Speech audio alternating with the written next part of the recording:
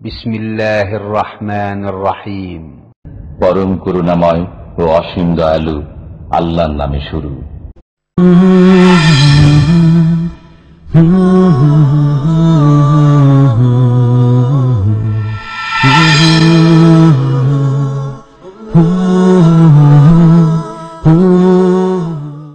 ومن أحسن قولا ممن دعا إلى الله وعمل صالحا وقال إنني من المسلمين. بسم الله الرحمن الرحيم. الحمد لله رب العالمين والصلاة والسلام على سيد المرسلين نبينا محمد وعلى آله وصحبه أجمعين. أما بعد فقد قال المؤلف رحمه الله تعالى ولمسلم عنه رضي الله عنه نهى رسول الله صلى الله عليه وسلم أن يجسس القبر وأن يقعد عليه وأن يبنى عليه. আল্লাহ পাকের সমস্ত প্রশংসা, সালাত এবং সালাম নাজিল হোক নবী মুহাম্মদ রাসূলুল্লাহ সাল্লাল্লাহু আলাইহি সাল্লামের উপর। আমাদের শুক্রবারে এশার সালাতের পরে বুলুগুল মারাম হাদিস থেকে ধারাবাহিক যে হাদিসের ব্যাখ্যা চলছে তাতে আমরা জানাজার পর্ব নিয়ে আলোচনা করছি। জানাজা সম্পর্কিত, মাইয়িত সম্পর্কিত, কবর সম্পর্কিত যে সব হাদিসগুলি রয়েছে বুলুগুল মারামে। আজকে যে হাদিস থেকে শুরু হবে সেটা হচ্ছে কবরকে নিয়ে বিষয়গুলি, কবর পাকা করা, কবর বসা, কবরের উপর কোনো ঘর নির্মাণ করা বা মসজিদ বানানো ইত্যাদি, বাতি জ্বালানো, এই বিষয়গুলি। এই মর্মে সহিহ মুসলিমে হাদিস বর্ণিত রয়েছে। বলছেন লেখক ওয়ালে মুসলিমিন, সহিহ মুসলিমে হাদিস রয়েছে আনহু রাদিয়াল্লাহু তার থেকে। তার মানে এর আগে যে হাদিসের বর্ণনাকারী রয়েছে তার থেকে। এর আগে হাদিস বর্ণনা করেছেন জাবের রাদিয়াল্লাহু আনহু। জাবের রাদিয়াল্লাহু তাআলা আনহু থেকে বর্ণিত হাদিস রয়েছে। তাতে রয়েছে রফিআ কবরুহু আনিল আরদে কদরু শিবরিন। সাদ ইবনে আবি ওয়াক্কাস রাদিয়াল্লাহু তাআলা আনহুর কবর উঁচা করা হয়েছিল 1 বিঘত সমান। এ সম্পর্কে বাইহাকির হাদিস। তো এই জাবের থেকে বর্ণিত হাদিস যাতে রয়েছে যে নাহা রাসূলুল্লাহ সাল্লাল্লাহু আলাইহি ওয়াসাল্লাম আন ইউজাসসাসাল কবর, রাসূলুল্লাহ সাল্লাল্লাহু আলাইহি ওয়াসাল্লাম নিষেধ করেছেন কবরকে চুনকাম করতে, কবর পাকা করতে। এই একটি নিষেধাজ্ঞা কবর সম্পর্কে। তাহলে কবর পাকা করা যাবে না, কবরকে রঙানো, সিমেন্টেড করা ইত্যাদি, চুনকাম করা। ওয়া আইয়ুকআদা আলাইহি, আর নিষেধ করেছেন কবরের উপর অবস্থান করতে, বসতে। তো কবরের উপর বসা যাবে না। কবরের উপর এক বসা হচ্ছে ঠিক কবরের উপর বসা, যেটা কবরের সাথে বেয়াদবি, এই এক বসা নিষেধ। আর একটা হচ্ছে কবরের চারিদিকে মুজাবির হয়ে বসে থাকা। বিদাতীদের ভাষায়, যারা কবর নিয়ে, মাজার নিয়ে ব্যবসা করে, ওইগুলোকে মুজাবির বলে কবর। তো কবর নিয়ে বসে থাকা, রাত দিন বসে আছে কবর নিয়ে, যতক্ষণ আয় ইনকাম চলছে, নজরানা পড়ছে, কবর নিয়ে বসে আছে। এটাও এই হাদিসের অন্তর্ভুক্ত। সারাদিন ধরে কবর নিয়ে বসে আছেন কি জন্য? পেট ব্যবসার জন্য, যে ব্যবসা মাজারগুলিতে শুরু হয়েছে। এছাড়া দোয়া করার জন্য সবসময় বসে থাকতে হবে সারাদিন, এটা শরীয়তের বিধানে নেই। কেন বসে থাকবেন সারাদিন ধরে, সারা রাত ধরে? তো এটাও এই হাদিসের অন্তর্ভুক্ত। ওয়াইয়ুবনা আলাইহি, আরো নিষেধ করেছেন তার ওপর কোনো কিছু নির্মাণ করা থেকে। আইয়ুবনা আলবেনা মানে বিল্ডিং তৈরি করা, কোনো কিছু নির্মাণ করা। মসজিদ নির্মাণ করেন, আর ঘর নির্মাণ করেন, আর গম্বুজ নির্মাণ করেন, আর যাই তৈরি করেন, কবর কোনো কিছু নির্মাণ করাও নিষেধ করেছেন রাসূলুল্লাহ সাল্লাল্লাহু আলাইহি ওয়াসাল্লাম। এই 3টি নিষেধাজ্ঞা আসলো এই হাদিসে। সুনানের কিতাবাদিতে এর কাছাকাছি আরেকটি হাদিস নেন আব্দুল্লাহ বিন আব্বাস রাদিয়াল্লাহু তাআলা আনহুমা থেকে বর্ণিত রয়েছে।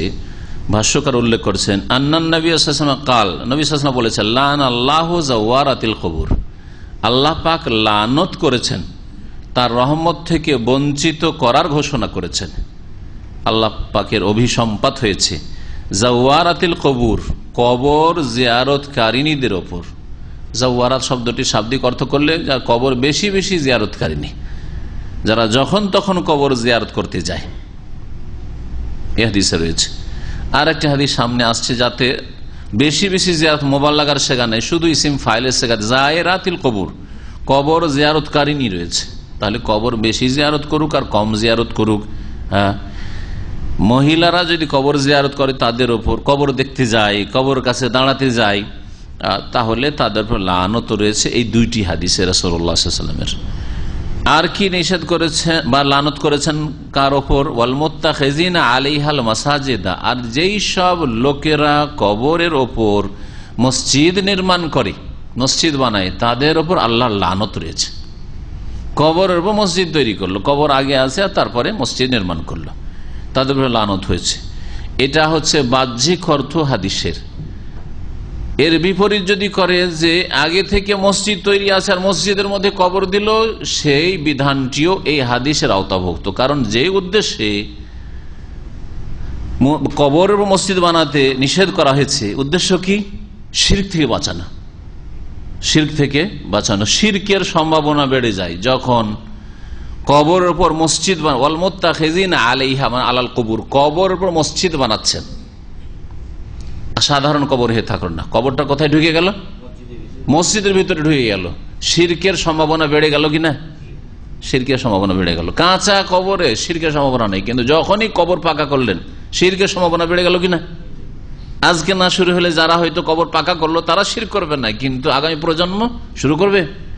শয়তান ধীরে ধীরে গোমরা করে। যে কোনো পাপের ক্ষেত্রে রাতারাতি শয়তান পাপ করায় না, প্রথম অন্তর খারাপ করে, তারপরে অন্তরে সেই কথা দানা বাঁধে, হ্যাঁ, শক্ত হয়ে যায়, বদ্ধপরিকর হয়ে যায় যে এই কাজটা করতেই হবে, হ্যাঁ, অন্তর থেকে আর কথাটা বেরোয় না। তারপরে তখন ধীরে ধীরে পাপ করার জন্য আগে বাড়ে, চেষ্টা করে। যে কোনো পাপের ক্ষেত্রে, খুন করাই হোক, জেনা হোক, একদিনে হয় না। যে কোনো পাপের ক্ষেত্রে কোন একজন মানুষকে চরিত্রহীন সাথে সাথে করা যায় না, ধীরে ধীরে ধাপে ধাপে ধাপে ধাপে চরিত্র নষ্ট করে। ঠিক তেমনি মানুষের, একজন মুসলিমের আকীদা নষ্ট করে ধীরে ধীরে। আজকে কবরটা পাকা করলো, কালকে কবরের শ্রদ্ধা সম্মান শুরু হয়ে যাবে, কালকে তারপরের দিন ফুল চড়ানো শুরু হবে, চাদর চড়িয়ে দেওয়া হবে, তারপরে লোকজন সেখানে জমা হইতে ভিড়ভাড় করতে লাগবে, মেলা শুরু হয়ে যাবে, তারপরে শ্রদ্ধার সাথে সেখানে দাঁড়ানো আর বসা শুরু হয়ে যাবে, আর তারপরে তখন ধীরে ধীরে সেজদা শুরু হবে, নজরানা পেশ করা শুরু। এ হচ্ছে কবর ফিতনা। কবর বড় ফিতনার জায়গা। যদি কবর নিয়ে বাড়াবাড়ি করা হয়, রাসূলুল্লাহ সাল্লাল্লাহু আলাইহি সাল্লামের দিক নির্দেশনাগুলি, এই তালিমাত শিক্ষাগুলির যদি বাস্তবায়ন না করা হয়, তো কবর মানব জাতির জন্য বড় ফিতনা। প্রতিমা ছবির চাইতে কম ফিতনা নাই। ছবির মাধ্যমে যেমন ফিতনাই পড়েছে, মূর্তি পূজার ফিতনায় মানব জাতি, এই জন্য ছবি হারাম। বিনা কারণে ছবি হারাম। শরীয়ত সম্মত যদি কারণ না থাকে বা আপনাকে বাধ্য না করা হয়, তাহলে ছবি, এইরকম শখের ছবি বা ইসলামের কোনো উপকারিতা না থাকে, দাওয়াতি মাসলাহাত না থাকে, হ্যাঁ, ধরেন একটা প্রতিষ্ঠান চালাচ্ছেন যার জন্য আপনি সেখানে স্বয়ংসম্পূর্ণ না, অন্যের কালেকশন নিতে হয়, বিদেশ থেকে পয়সা নিতে হয়, আরব দেশগুলিতে, তো তাদের কাছে রিপোর্টের জন্য আপনাকে দেখাতে হবে, ছাত্র সংখ্যা দেখাতে হবে, শিক্ষক সংখ্যা দেখাতে হবে, ইফতার করাচ্ছেন, ইফতারে মাহফিলের দেখাতে হবে যে কেমন সংখ্যা রয়েছে, তারপরে পয়সাটা আসবে। তো এইগুলো হচ্ছে ইসলামের স্বার্থে। এইরকম ক্ষেত্রগুলিতে বিশেষ বিশেষ ক্ষেত্রে বৈধতা আছে। তাও এমন ছবি যেগুলি ক্যামেরাতে করা ছবি, যেই ছবি অনেকে বৈধ করেছেন, এমনিতেই বৈধ করেছেন, ইখতিলাফি জিনিস। আর যেগুলো প্রতিমূর্তির আকারে, যেগুলি দিয়ে সরাসরি পূজা শুরু হয়েছে, অথবা বড় শ্রদ্ধার সাথে রিপোর্টের জন্য যেগুলো ছবি করা হয়, সেগুলো শ্রদ্ধার সাথে ঝুলিয়ে রাখা হয় না, আর শ্রদ্ধার নজরে সেগুলিকে দেখা হয় না। কিন্তু বাপ দাদা পূর্বপুরুষদের ছবি, আমার দাদা, এটা আমার দাদার বাপ ছিল, আমার পূর্বপুরুষেরা ছিল, শ্রদ্ধার সাথে রাখা হয়। এটা আমার নেতা ছিল, আমার নেত্রীর বাপ ছিল, নেত্রীর স্বামী ছিল, শ্রদ্ধার সাথে এই ছবিগুলো দেখা হয়। সুতরাং এই ছবিগুলো নিঃসন্দেহে হারাম, যদিও সেই ছবিগুলি ছবি ক্যামেরারই ছবি হোক না কেন। এইরকমই এটা আমার ওস্তাদ ছিল, ওস্তাদের ওস্তাদ ছিল, হ্যাঁ, এইটা নাসিরুদ্দিন আলবানির ছবি, এটা হচ্ছে শেখ বিন বাজের ছবি, এটা হচ্ছে অমুক সাহেবের ছবি, শ্রদ্ধার নজরে দেখা হয়। এগুলি বেশি ফিতনা। কিসের ফিতনা? শিরকের ফিতনা, শিরকের আশঙ্কা, যার ফলে ছবিকে হারাম করা হয়েছে। ঠিক তেমনি কবর নিয়ে যখন বাড়াবাড়ি শুরু হবে, তখনই কবর পূজার ফিতনার আশঙ্কা রয়েছে, যার ফলে রাসূলুল্লাহ সাল্লাল্লাহু আলাইহি ওয়াসাল্লাম কঠোরভাবে নিষেধ করেছেন। তার মসজিদের ওপর বা কবরের ওপর যারা মসজিদ তৈরি করে, হাদিসের স্পষ্ট অর্থ, তাদের উপর কি হয়েছে? আল্লাহর লানত হয়েছে। আগে থেকে মসজিদ আছে, মসজিদের ভিতরে কবর দিল, তাতেও উদ্দেশ্য ওইটাই যে এই লোক বিশিষ্ট লোক, সুতরাং এর কবর সাধারণ জায়গাতে, সাধারণ কবরস্থানে যেখানে সেখানে একে দাফন করা যাবে না, মসজিদে দাফন করি, এখানে বাড়াবাড়ি শুরু হইল। হ্যাঁ, এ বুজুর্গ বানিয়ে দেওয়া হইল, যার ফলে এই পূজার আশঙ্কা রয়েছে। মসজিদের মধ্যে কবর আজকে না শুরু হলো, কালকে পূজা শুরু হবে, 50 বছর পর শুরু হবে, যার ফলে তাদের ওপরও লানত হবে যারা মসজিদে কবর দেয়, মসজিদের বারান্দায় কবর দেয়, মসজিদের গ্রাউন্ডের ভিতরে কবর দেয়, তাদের উপর লানত রয়েছে। সুতরাং কবি সাহেব বলে দিয়েছেন, মসজিদের পাশে আমার কবর দিও ভাই, মসজিদের আজান যেন, মুয়াজ্জিনের আজান যেন শুনতে পাই। হ্যাঁ, এগুলি তার ইসলামের জ্ঞানবিহীন কথা। ইসলাম সম্পর্কে জ্ঞান ছিল না, সেই জন্য বলেছে। ইসলাম সম্পর্কে, তাওহীদ সম্পর্কে, কোরআন এবং হাদিস সম্পর্কে যদি জ্ঞান থাকতো তাহলে কাজী নজরুল এসব কথা বলতেন না।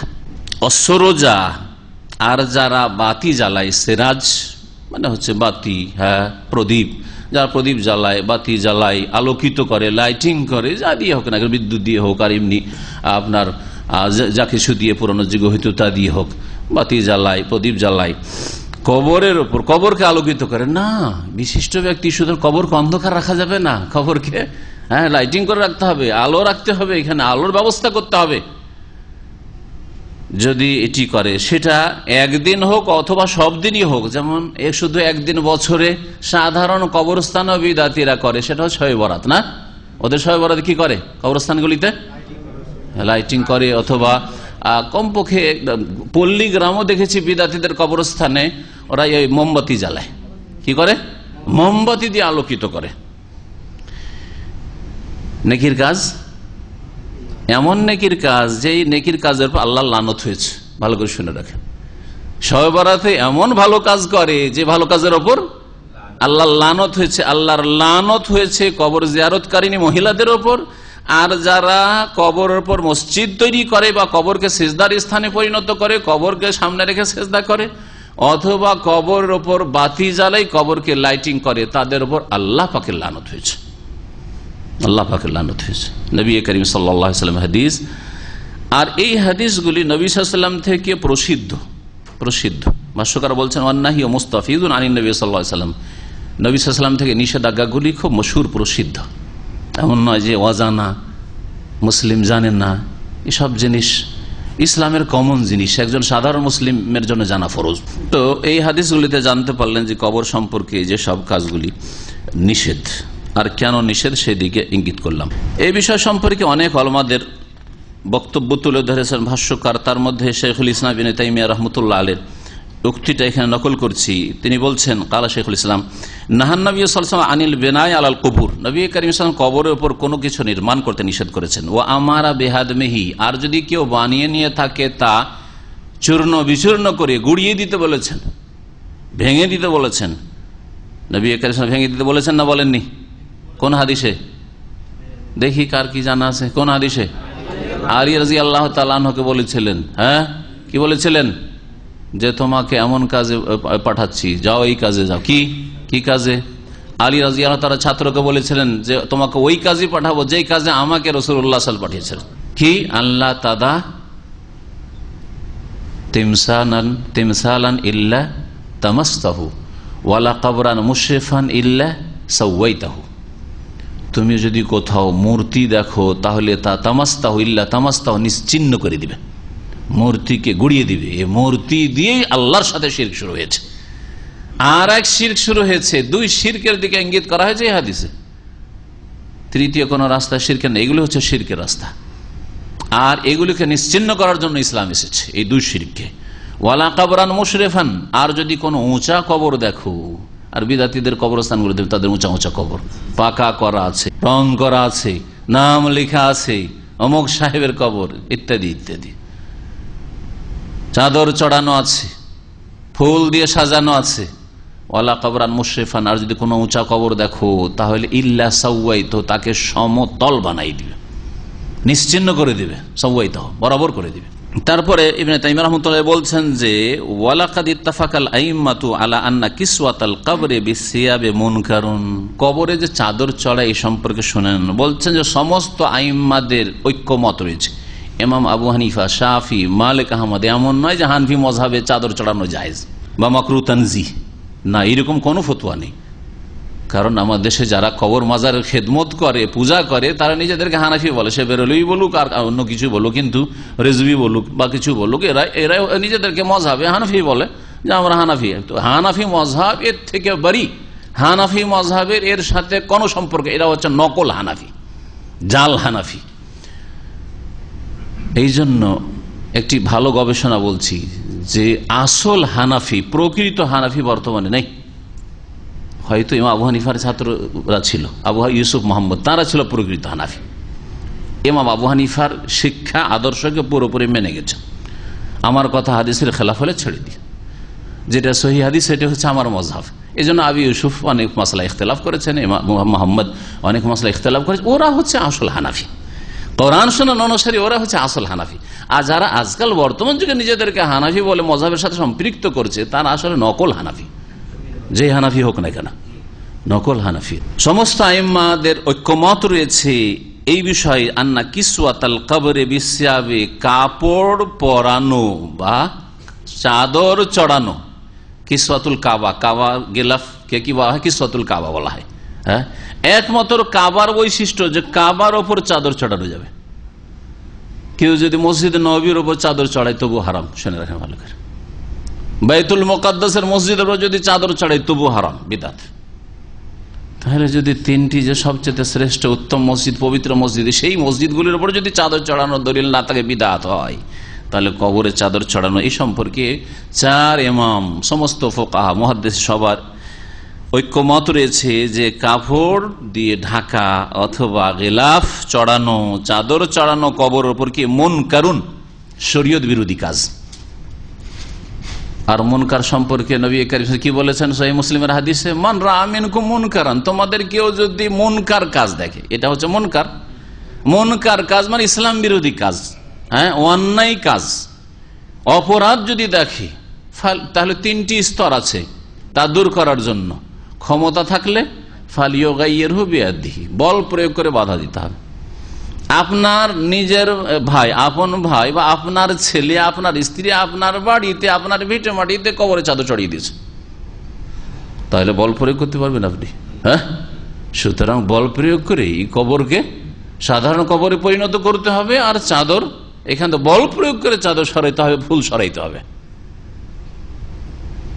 সরকার, যে কোনো মুসলিম সরকার গোটা দেশের উপর বল প্রয়োগ করা তার অধিকার রয়েছে, হ্যাঁ, বৈধ অধিকার রয়েছে, আর তার কাছে ক্ষমতাও রয়েছে। সুতরাং ফালিয়ুগাইয়িরহু বিয়াদিহি, সরকার উপর ফরজ পাকা কবর যেগুলি রয়েছে সেগুলি কাঁচা কবরে পরিণত করা। চাদর চড়ানো রয়েছে, চাদর সরানো, ফুল সরানো যে কোনো মুসলিম শাসকের ফরজ, ফালিয়ুগাইয়িরহু বিয়াদিহি। এটা শাসকদের জন্য, এটা আলেম আর মুফতির জন্য না, এটা আমার কাজ নয়। আবার দু চারটা হরফ পড়েছেন, এই হাদিসটা পড়েছেন, আর গিয়ে রাতের অন্ধকার একটা কবরকে দিলেন একবারে ভেঙে, বড় ইসলামের খেদমত করে দিলেন। হ্যাঁ, এইটা কবরের চাদর চুরি করে বলছে ভালো কাজ করেছি না, চুরি করতে গিয়ে আপনি আসামি। আর যারা মুশরিক তারাই হচ্ছে মাশাআল্লাহ বাদী, তারা, হ্যাঁ, তারাই বাদী। এটা ইসলাম না, ইসলামের খেদমত না এটা। কারণ এই কাজটা আপনার না, এই ডিউটি আপনার না, ওটা সরকারি ডিউটি। আল্লাহ পাক ওদেরকে জিজ্ঞেস করবেন, যাদেরকে আল্লাহ দায়িত্ব দিয়েছেন, ক্ষমতা দিয়েছেন। আপনাকে আমাকে জিজ্ঞেস করবেন, আমাকে জিজ্ঞেস করেন মুখ খুলেছিলে না বোবা? যদি বোবা থাকি তো আমাকে জবাব দিতে হবে।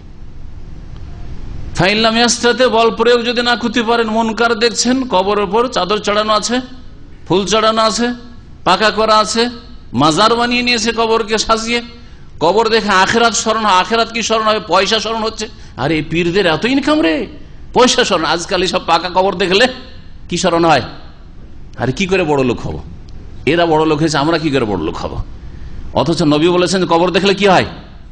পয়সা স্মরণ হয় না? তুযাক্কিরুকুমুল আখিরা, পরকাল স্মরণ হয়, মওত স্মরণ হয়, কবর স্মরণ হয়, জান্নাত জাহান্নাম ওইসব চিন্তা হয়, বিচার দিবস বলে চিন্তা হয়, ওইসব চিন্তা হবে।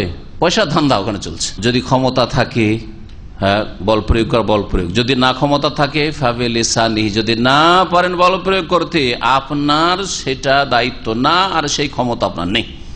আর অন্যের বাড়িতে গিয়ে ক্ষমতা চালাবেন, এটা আপনি অন্যায় কাজ করবেন।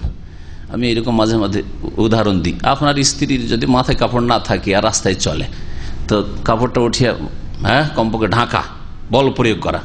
আর না ঢাকলে তাকে শাসন করা, প্রয়োজনে মার দেওয়া, তাতেও সংশোধন না হলে তালাক দেওয়া, ইত্যাদি ইত্যাদি, তার খাদ্য বন্ধ করে দেওয়া, ভরণ পোষণ বন্ধ করে দেওয়া, বাড়ি থেকে তাড়িয়ে দেওয়া, এগুলো আপনার ক্ষমতা আছে না নেই?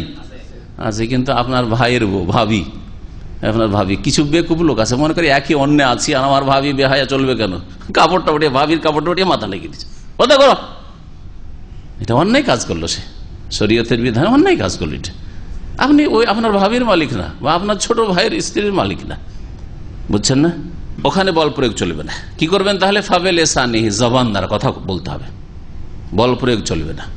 আলেমদের কাজ এটা, দায়ীদের কাজ এটা, মুফতি সাহেবদের কাজ এটা, বল প্রয়োগ করা নাই।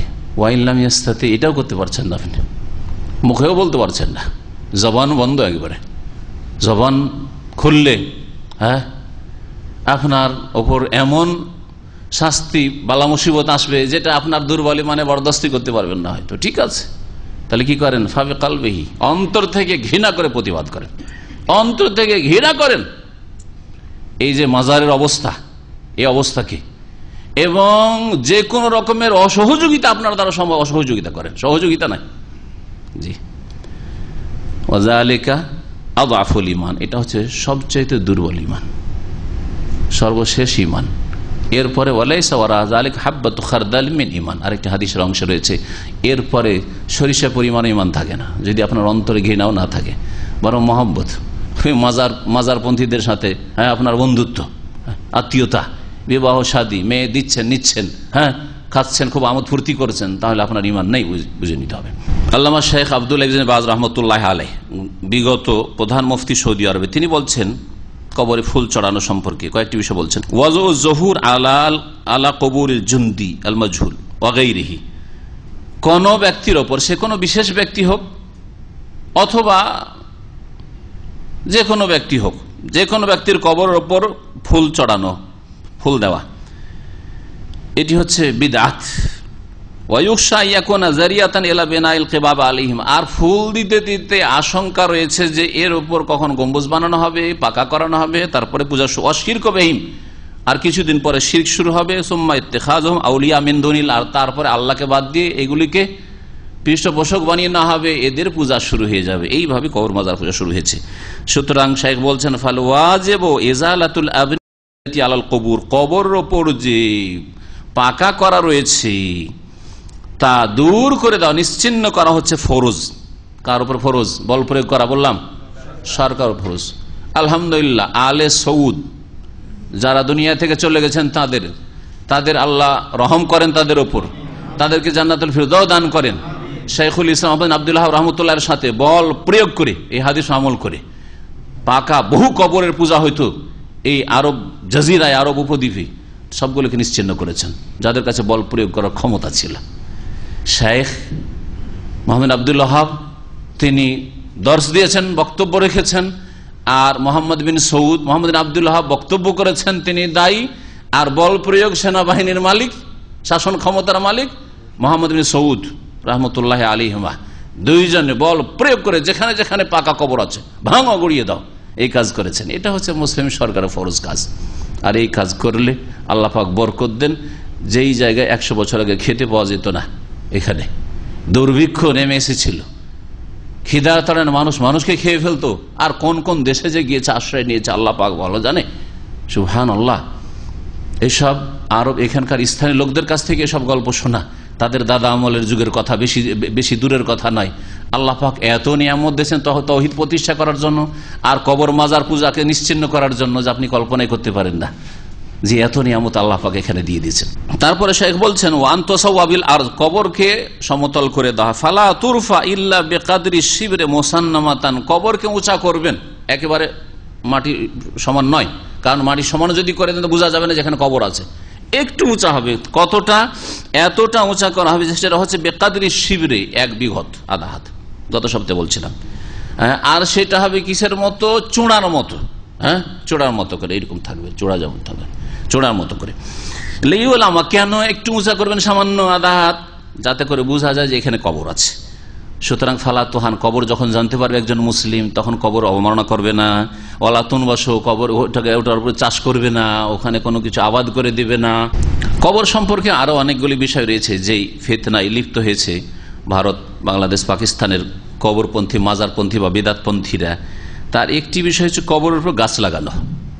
কবরের উপর গাছ লাগানো এই সম্পর্কে হাইয়াত কেবারিল উলামা, যে সৌদি আরবের সবচেয়ে মানে নির্ভরযোগ্য যে সংস্থাটি রয়েছে, বড় বড় ওলামাদের যে একটি কাউন্সিল রয়েছে, হাইয়াতুন মানে কাউন্সিল, তাদের ফতুয়া, আর পুরো লম্বা ফতুয়ার শেষখানে উল্লেখ করছি আলোচনা করতে গিয়ে তিনি বলছেন যে কবর হচ্ছে উপদেশ নেওয়ার স্থান। কবর দেখে আপনি উপদেশ নেবেন, পরকাল সম্পর্কে চিন্তাশীল হবেন, কিন্তু কবরকে সৌন্দর্য করলে এর উল্টো হয়ে যায়। এসব কথা উল্লেখ করার পরে হাদিসগুলো উল্লেখ করেছেন, কবরের বাতি জ্বালানো, তারপরে পাকা করা ইত্যাদি নিষেধ করা হয়েছে। এগুলো বলছেন আলিহি ফাইনাল মাজলিসা ইউকাররির বিল ইজমা, হাইয়াতে কেবারিল ওলামার, বড় ওলামারা সবাই একমত হয়ে তারা একমত হয়ে এই ফতোয়া দিয়েছেন, এই বিল ইজমা তাহরিম ও তাআরুয লিল মাকাবির, কবর সম্পর্কে কোনো কিছু করা জায়েজ নয়। যেমন লাবে তাসচিরহা, কবরের উপর গাছ রোপণ, হ্যাঁ গাছ রোপণ করা, সাজাবার জন্য গাছ লাগিয়ে দিই, একটু ফুলের গাছ লাগিয়ে দিই, অথবা ভালো ভালো যেসব গাছগুলি দেখতে সুন্দর লাগে, আজকাল শহরকে সাজাবার জন্য রাস্তার পাশে পাশে থাকছে না, সবুজ করে রাখছে, এইরকম যদি বলে আমার বাপের কবরটাকে সবুজ করে রাখবো আমি গাছ দিয়ে, এটাও হারাম। ওয়ালাবে এনারাতিহা, আর লাইটিং করা, আলোকিত করা, এটাও হারাম। ওয়ালাবে আইয়্যিশাইইন মিন আনওয়াই তাজমিল, যে কোন রকমের অলংকার পূর্ণ কাজ করা বা যে কোনো রকম ভাবে অলঙ্কৃত করা, এগুলি হারাম। কেন? কারণ সালাফে সালেহিনরা যেইভাবে কবরকে রেখেছেন, সাহাবাই কেরাম, তাবেইন, তাবা তাবেইন, সেই রকম আপনার কবরকে ছেড়ে লিল ইবকায়ে আলা মা কান আলাইহি সালাফুস সালেহ, সালাফে সালেহিনের জামানায়, রাসূলুল্লাহ সাল্লাল্লাহু আলাইহি ওয়াসাল্লামের জামানায়, সাহাবাই কেরামদের জামানায়, তাবেইন, তাবা তাবেইনের জামানায় কবর পাকাও করা হইতো না, কবরকে সাজানো হইতো না, কবরে আলোকিত করা হইতো না, কবরে প্রদীপও জ্বালানো হইতো না, আর কবরের গাছও লাগানো হতো না। ওয়ালে তাকুন আল মাকাবির মাসদার ইজাতিন ওয়া ইবার ওয়া ইজকার, যাতে করে কবরের উদ্দেশ্য হচ্ছে সেখান থেকে উপদেশ নেবে, শিক্ষা নেবে, কবরের মাধ্যমে পরকালকে স্মরণ করবে, বা কবর দেখলে পরকাল স্মরণ তাকে করিয়ে দেবে এই কবর, এইরকম অবস্থায় যেন কবরগুলি থাকে। আবিল্লাহি তৌফিক, সাল্লাল্লাহু আলা নবিয়িনা মুহাম্মদ, এই বলে শেষ করেছেন ফতোয়া হাইয়াতে কেবারিল উলামা। তারপরে আসি আরেকটি হাদিসের দিকে, বলছেন ওয়ান আমির ইবনে রাবিয়া রাদিয়াল্লাহু আনহু আন্না নবী সাল্লাল্লাহু আলাইহি ওয়াসাল্লাম সাল্লা আলা উসমান ইবনে মাজউন ওয়া আতা আল কবরা ফাহাসা আলাইহি সালাসা হাসায়াতিন ওয়া হুয়া কায়িমুন, রাওয়াহু দারাকুতনি। আমির বিন রাবিয়া রাদিয়াল্লাহু তাআলা আনহু সাহাবী থেকে বর্ণিত, তিনি বলছেন নবী করিম সাল্লাল্লাহু আলাইহি ওয়াসাল্লাম উসমান বিন মাজউন সাহাবীর উপর জানাজার নামাজ আদায় করলেন। উসমান বিন মাজউন প্রথম সাহাবী, মুহাজিরদের মধ্যে, ইন্তেকাল করেছেন মদিনায়। কোরআনের শিক্ষা দেওয়ার জন্য রাসূলুল্লাহ সাল্লাল্লাহু আলাইহি ওয়াসাল্লাম তাকে আগে পাঠিয়ে দেন। নবী সাল্লাল্লাহু আলাইহি ওয়াসাল্লাম হিজরতের আগে তিনি হিজরত করে এসেছিলেন, ইন্তেকাল হয় মদিনায়, তার উপর জানাজা পড়লেন। ও আতাল কবরা, কবরের কাছেও রাসূলুল্লাহ সাল্লাল্লাহু আলাইহি ওয়াসাল্লাম আসলেন। তাহলে কবর সম্পর্কে বা মাইয়াত সম্পর্কে একটি হক হচ্ছে মাইয়াতের জানাজা পড়া, আর একটি হক হচ্ছে দাফনের শরীক হওয়া। অনেক সময় একই জায়গা হয় না, আমাদের দেশে তো কবরস্থানের কাছে গিয়ে জানাজা হয়ে যায়, সেই জন্য যারা জানাজায় যায় তারা কবর দাফনেও শরীক হয়ে যায়। কিন্তু অনেক জায়গাতে হয়তো মসজিদে জানাজা হয়ে গেল, অথবা 1-2 কিলোমিটার 5 কিলোমিটার দূরে জানাজা হয়ে গেল, তারপরে গোরস্থান দূরে আছে, সকলের জন্য যাওয়া ফরজ না। একটা কাজে শরীক হলেন, 1 কিরাত নেকি পেলেন, দ্বিতীয় কাজে শরীক হন, 2 কিরাত নেকি পাবেন, যেমন নবী করিম সাল্লাল্লাহু আলাইহি ওয়াসাল্লামের হাদিসে রয়েছে। এখন এখানে সৌদি আরবে যে সিস্টেম আছে, আপনি মক্কা মদিনায় যে জানাজা পড়েন, অধিকাংশ জানাজায় তো শরীক হয়ে যাচ্ছেন, তাই না? নামাজের পরে পরে জানাজাগুলি হচ্ছে, জানাজায় শরীক হয়ে যাচ্ছেন। কটা লোক আপনি মক্কায় থাকাতে আল মুআল্লা কবরস্থানে যাচ্ছেন, অথবা মদিনা আপনি বাকির কবরস্থানে কটা লোক যাচ্ছেন? খুব কমই। আমরাও হয়তো কয়েকবার গিয়েছি, এতদিন হয়ে যাচ্ছে, 24-25 বছর হয়ে যাচ্ছে, মদিনার জীবন থেকে শুরু করলে 25 বছর হয়ে যাচ্ছে, কিন্তু এর মধ্যে হয়তো 5-7 বার গেছি কি 10 বারই গেছি, তার বেশি যাইনি হয়তো। অথচ জানাজা কত পড়েছি, ঠিক না? বলছেন যে নবী সাল্লাল্লাহু আলাইহি ওয়াসাল্লাম জানাজা পড়ালেন, আর তারপরে কবরের কাছে আসলেন। রাসূলুল্লাহ সাল্লাল্লাহু আলাইহি ওয়াসাল্লাম কবরের কাছে এসেছেন। সুতরাং কবরের কাছে যাওয়ার ক্ষেত্রে কোনো বড় ব্যক্তি, বিশিষ্ট ব্যক্তি যেন নিজেকে এই অহংকারে না ফেলে যে আমার মতো বিশিষ্ট লোক, আমার কবরের কাছে যাওয়ার দরকারটা কি, যাই অন্য লোকেরা দাফন করে দিবে, আমি জানাজাটা পড়িয়ে দিলাম, এইরকম যেন অহংকার ভিতরে না ঢোকে। রাসূলুল্লাহ সাল্লাল্লাহু আলাইহি ওয়াসাল্লাম স্বয়ং কবরের কাছে গেছেন। ফাহাসা আলাইহি সালাসা হাসায়াতিন, আর তারপরে রাসূলুল্লাহ সাল্লাল্লাহু আলাইহি ওয়াসাল্লাম কবরের উপর 3, এটাকে কি বলা হয়, আঞ্চলিক ভাষা জানাতে ফায়দা আছে, অনেক ফায়দা আছে। আর যদি ফায়দা না থাকতো আমাকে লন্ডন টন্ডন থেকে টেলিফোন করে সবগুলি সিলেটি। আমি আমাদের উমেদ ভাইকে মাঝে মাঝে ট্রান্সলেটারও ডেকেছি, কারণ পুরুষগুলোতে একটু শুদ্ধ করে দেয় অথবা ইংরেজ মিশিয়ে টিশিয়ে ওদের ভাষা বুঝে না, কিন্তু মহিলারা যখন মাসলা জিজ্ঞেস করে বিপদ, বুঝিয়ে না কিছু। হ্যাঁ শেখ আপনার সাথে মাতিলাম, কি মাতিলাম যদি না বুঝতে হবে। তাহলে আঞ্চলিক ভাষা ফায়দা রয়েছে। আমাদের অঞ্চল উত্তরবঙ্গ, পশ্চিমবঙ্গের মালদা, মুর্শিদাবাদ আর রাজশাহী, চাপা, এই দিকটাই, এই দিকটা লোপ বলে, এক লোপ এইভাবে বলে। 3 বার নবী করিম সাল্লাল্লাহু আলাইহি সাল্লাম কি করলেন? মাটি দিলেন। এই হাদিস হচ্ছে দলিল কোন কবরে গিয়ে 3 লোপ মাটি বা 3 কি বলবেন যেটাকে বললেন কোষ, 3 কোষ মাটি দেওয়া, এটি হচ্ছে সুন্নাত রাসূলুল্লাহ সাল্লাল্লাহু আলাইহি ওয়াসাল্লাম। এটি হচ্ছে সুন্নাত। এর মাধ্যমে যেন আপনি একটি মাইয়াতের হক আদায় করলেন।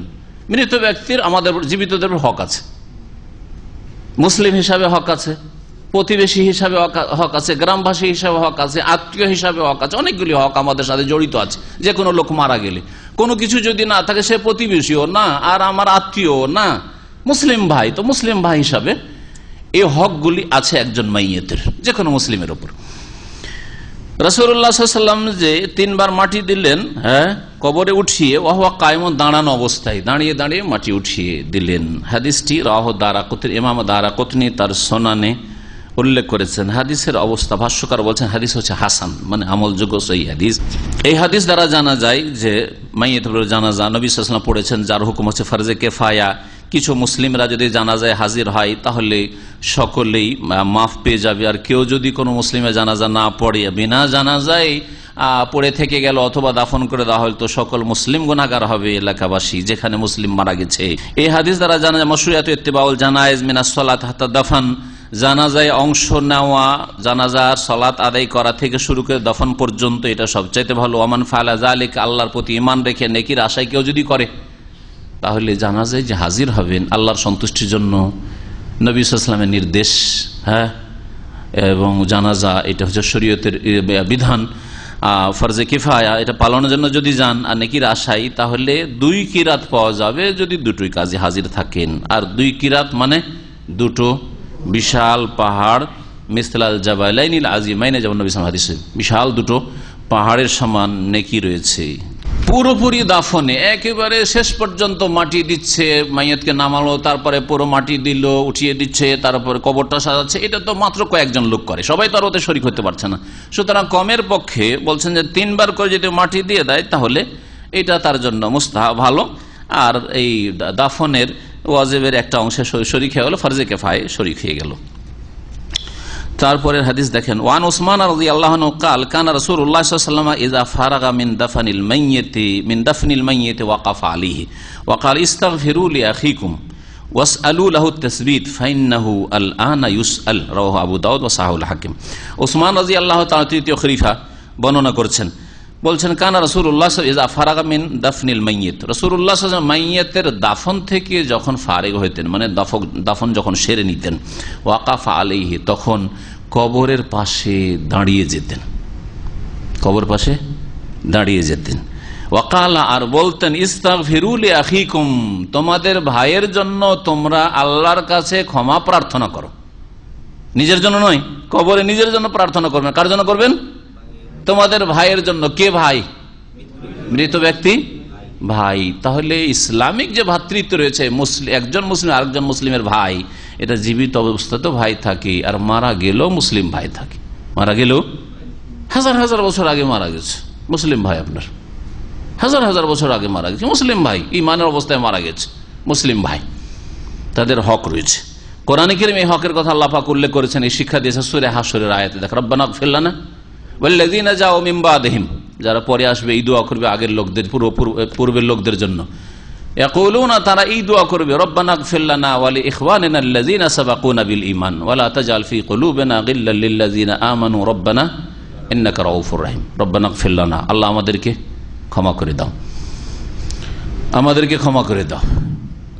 দোয়ার একটি আদব হচ্ছে নিজের নফস থেকে শুরু করা, নিজে থেকে শুরু করা, কারণ নিজেকে সেভ করা প্রথম কাজ আপনাকে। এই জন্য অধিকাংশ দোয়াগুলিতে পাবেন দোয়া শুরু হয়েছে নিজে থেকে। রব্বানা ইগফির লানা, আল্লাহ আমাদেরকে ক্ষমা করে দাও। ওয়ালি ইখওয়ানিনা, আর আমাদের ওই ভাইদেরকে মাফ করে দাও, ক্ষমা করে দাও, আল্লাযীনা সাবাকুনা বিল ঈমান, যারা আমাদের পূর্বে চলে গেছে ঈমানের অবস্থা, ইসলামের অবস্থায়। এই আয়াত কি প্রমাণ করে? যে মৃতদের জন্য দোয়া করবেন আপনি, এই আয়াত দ্বারা প্রমাণিত হয়। ইস্তাগফিরু লিআখিকুম, তোমাদের ভাইয়ের জন্য ক্ষমা চাও আল্লাহর কাছে। ওয়াসআলু লাহু তাসবিত, আর তার জন্য অটলতা আল্লাহর কাছে যাচ্ছা করো। তাসবিত মানে আল্লাহ যেন তাকে দৃঢ় রাখেন, তার পদস্খলন না ঘটে, হ্যাঁ লাদরি বলতে না হয়, তাকে জবাব যেন ঠিকভাবে দিতে। তাসবিত, এই তাসবিত শব্দটি না হয়েছে কোরআনে কারীমের সূরা ইব্রাহিমের একটি আয়াত থেকে। আল্লাহ পাক ইরশাদ করেছেন। আর অনেক সাহাবায়ে কেরাম বলতেন যে এই আয়াতটি কবরের আযাব বা কবরের যে মুনকার নাকিরের প্রশ্ন হবে এই সম্পর্কে আয়াতটি নাযিল হয়েছে। ইউসাব্বিতুল্লাহুল্লাযীনা আমানু বিল কওলি সাবিতি ফিল হায়াতিদ দুনিয়া ওয়া ফিল আখিরাহ। ইউসাব্বিতু, আল্লাহ পাক দৃঢ় রাখবেন, অটল রাখবেন। ইউসাব্বিতুল্লাহ, আল্লাহ, আল্লাযীনা আমানু, যারা মুমিন এবং সৎকর্মশীল তাদেরকে, ফিল হায়াতিদ দুনিয়া, ইহ জগতে আল্লাহ পাক অটল রাখবেন, অফিল আখির, আর পরকালে আল্লাহ পাক মানে মওতের পরে কবরে যখন মুনকার নাকির প্রশ্ন করবে তখন আল্লাহ পাক কি রাখবেন? তাদেরকে অটল রাখবেন, তাদের পদস্খলন ঘটবে না, তারা লাজবাব হবে না, তারা হা হা লাদরি বলবে না, মুনাফিকের মতো, কাফের মতো, বেদিনের মতো, বেনামাজির মতো বলবে না। মুমিন ইউসাব্বিতুল্লাহুল্লাযীনা আমানু বিল কওলি সাবিত ফিল হায়াতিদ দুনিয়া ওয়া ফিল আখিরাহ। তো ওই ইউসাব্বিতু থেকে তাসবিত হচ্ছে মাসদার। তো ওর জন্য তাসবিত, অটলতা আল্লাহর কাছে কামনা করে, আল্লাহ তাকে অটল রাখো, সে যেন ঠিকভাবে মুনকার নাকিরের জবাব দিতে পারে। আল্লাহুম্মা সাব্বিতহু, তাহলে এই দোয়া করবেন কি? আল্লাহুম্মা গফির লাহু, তার জন্য কি করো? ইস্তিগফার করো। কি বলবেন? আল্লাহুম্মা গফির লাহু, আল্লাহকে মাফ করে দাও। আল্লাহুম্মা রহমু, এর উপর দয়া করো। কারণ মানুষ মারা যাওয়ার পরে রহমতের বেশি মুখাপেক্ষী, রহমতের। এখন আল্লাহ রহমত ছাড়া কোনো উপায় নেই, কারণ আমল করার আর ক্ষমতা নেই, তার শেষ হয়ে গেছে। তো যেটুকু করেছে অতি আল্লাহ রহম করো তুমি উপর। এই জন্য মাইয়েত আল্লাহর দয়ার অনুগ্রহের মুখাপেক্ষী। আল্লাহুম্মা রহমু, আল্লাহুম্মা গফির লাহু ওয়ারহামহু। এই জন্য নবী সাল্লাল্লাহু আলাইহি ওয়াসাল্লামের জানাজার দোয়াতে যে দ্বিতীয় দোয়াটি রয়েছে জানাজার তৃতীয় তাকবীরের পরে, ওই দোয়াতে রয়েছে প্রথমখানে আল্লাহুম্মা গফির লাহু ওয়ারহামহু, এই দোয়া করবেন। আর কি বলবেন? আল্লাহুম্মা সাব্বিতহু, আল্লাহুম্মা সাব্বিতহু, আল্লাহ তাকে দৃঢ় রাখো, সুদৃঢ় রাখো, প্রতিষ্ঠিত রাখো, তাকে জবাব দেওয়ার শক্তি দাও, সামর্থ্য দাও। আল্লাহুম্মা সাব্বিতহু। ফাইন্নাহু, কেন? ফাইন্নাহু আল-আনা ইউসাল, কারণ এক্ষুনি তাকে জিজ্ঞেস করা হবে, এক্ষুনি তাকে জিজ্ঞাসাবাদ করা হবে। কে জিজ্ঞাসাবাদ করবেন? মুনকার এবং নাকির মালায়েকা জিজ্ঞেস করবেন। রাওয়াহু আবু দাউদ, হাদিস আবু দাউদে রয়েছে এবং ইমাম হাকিম হাদিসটিকে সহিহ বলেন, হাদিস সহিহ। এই হাদিস দ্বারা কি বুঝতে পারলেন? মাইয়াতকে দাফন করার পরে কি আছে? মাইয়াতের জন্য দোয়া আছে। বুঝতে পারলেন না? পারলেন না? দোয়া আছে। কিন্তু হাদিসে যতটা বুঝতে পারলেন ততটা করবেন, তাতে যদি বাড়াইতে শুরু করেন ওর নাম কি? এই হাদিসে কি একটু গন্ধ পেয়েছেন যে একসাথে সবাই দোয়া করো, তোমাদের একজনকে ইমাম বানিয়ে নাও, সে মোনাজাত করবে আর তোমরা আমিন আমিন করো, এরকম কথা আছে কি? তাহলে আমাদের দেশীয় জানাজাতে ইমাম সাহেব দোয়া করবেন আর সবাই কবরকে ঘিরে আমিন আমিন বলবেন, এর বৈধতা কোথায় পাওয়া গেল? এর দলিল চাই আমি, এর দলিল কোথায় পেলেন? দেশের তরিকাটা ঠিক না আরব দেশের তরিকা ঠিক? আরব দেশে জানাজা গিয়ে দেখবেন, এখানে সুন্নতি তরিকায় কি করে, যখন দাফন করা হয়ে গেল, হ্যাঁ যারা তাড়াহুড়া আছে চলে আসলো, কিন্তু অনেক লোকই ওখানে থেকে যায় আর দোয়া করতে থাকে, আল্লাহুম্মা আল্লাহুম্মা গফির লাহু, আল্লাহুম্মা রহমু, আল্লাহুম্মা সাব্বিতহু, দোয়া করতে, বারবার করে দোয়া করতে থাকে, বারবার করে দোয়া করতে থাকে।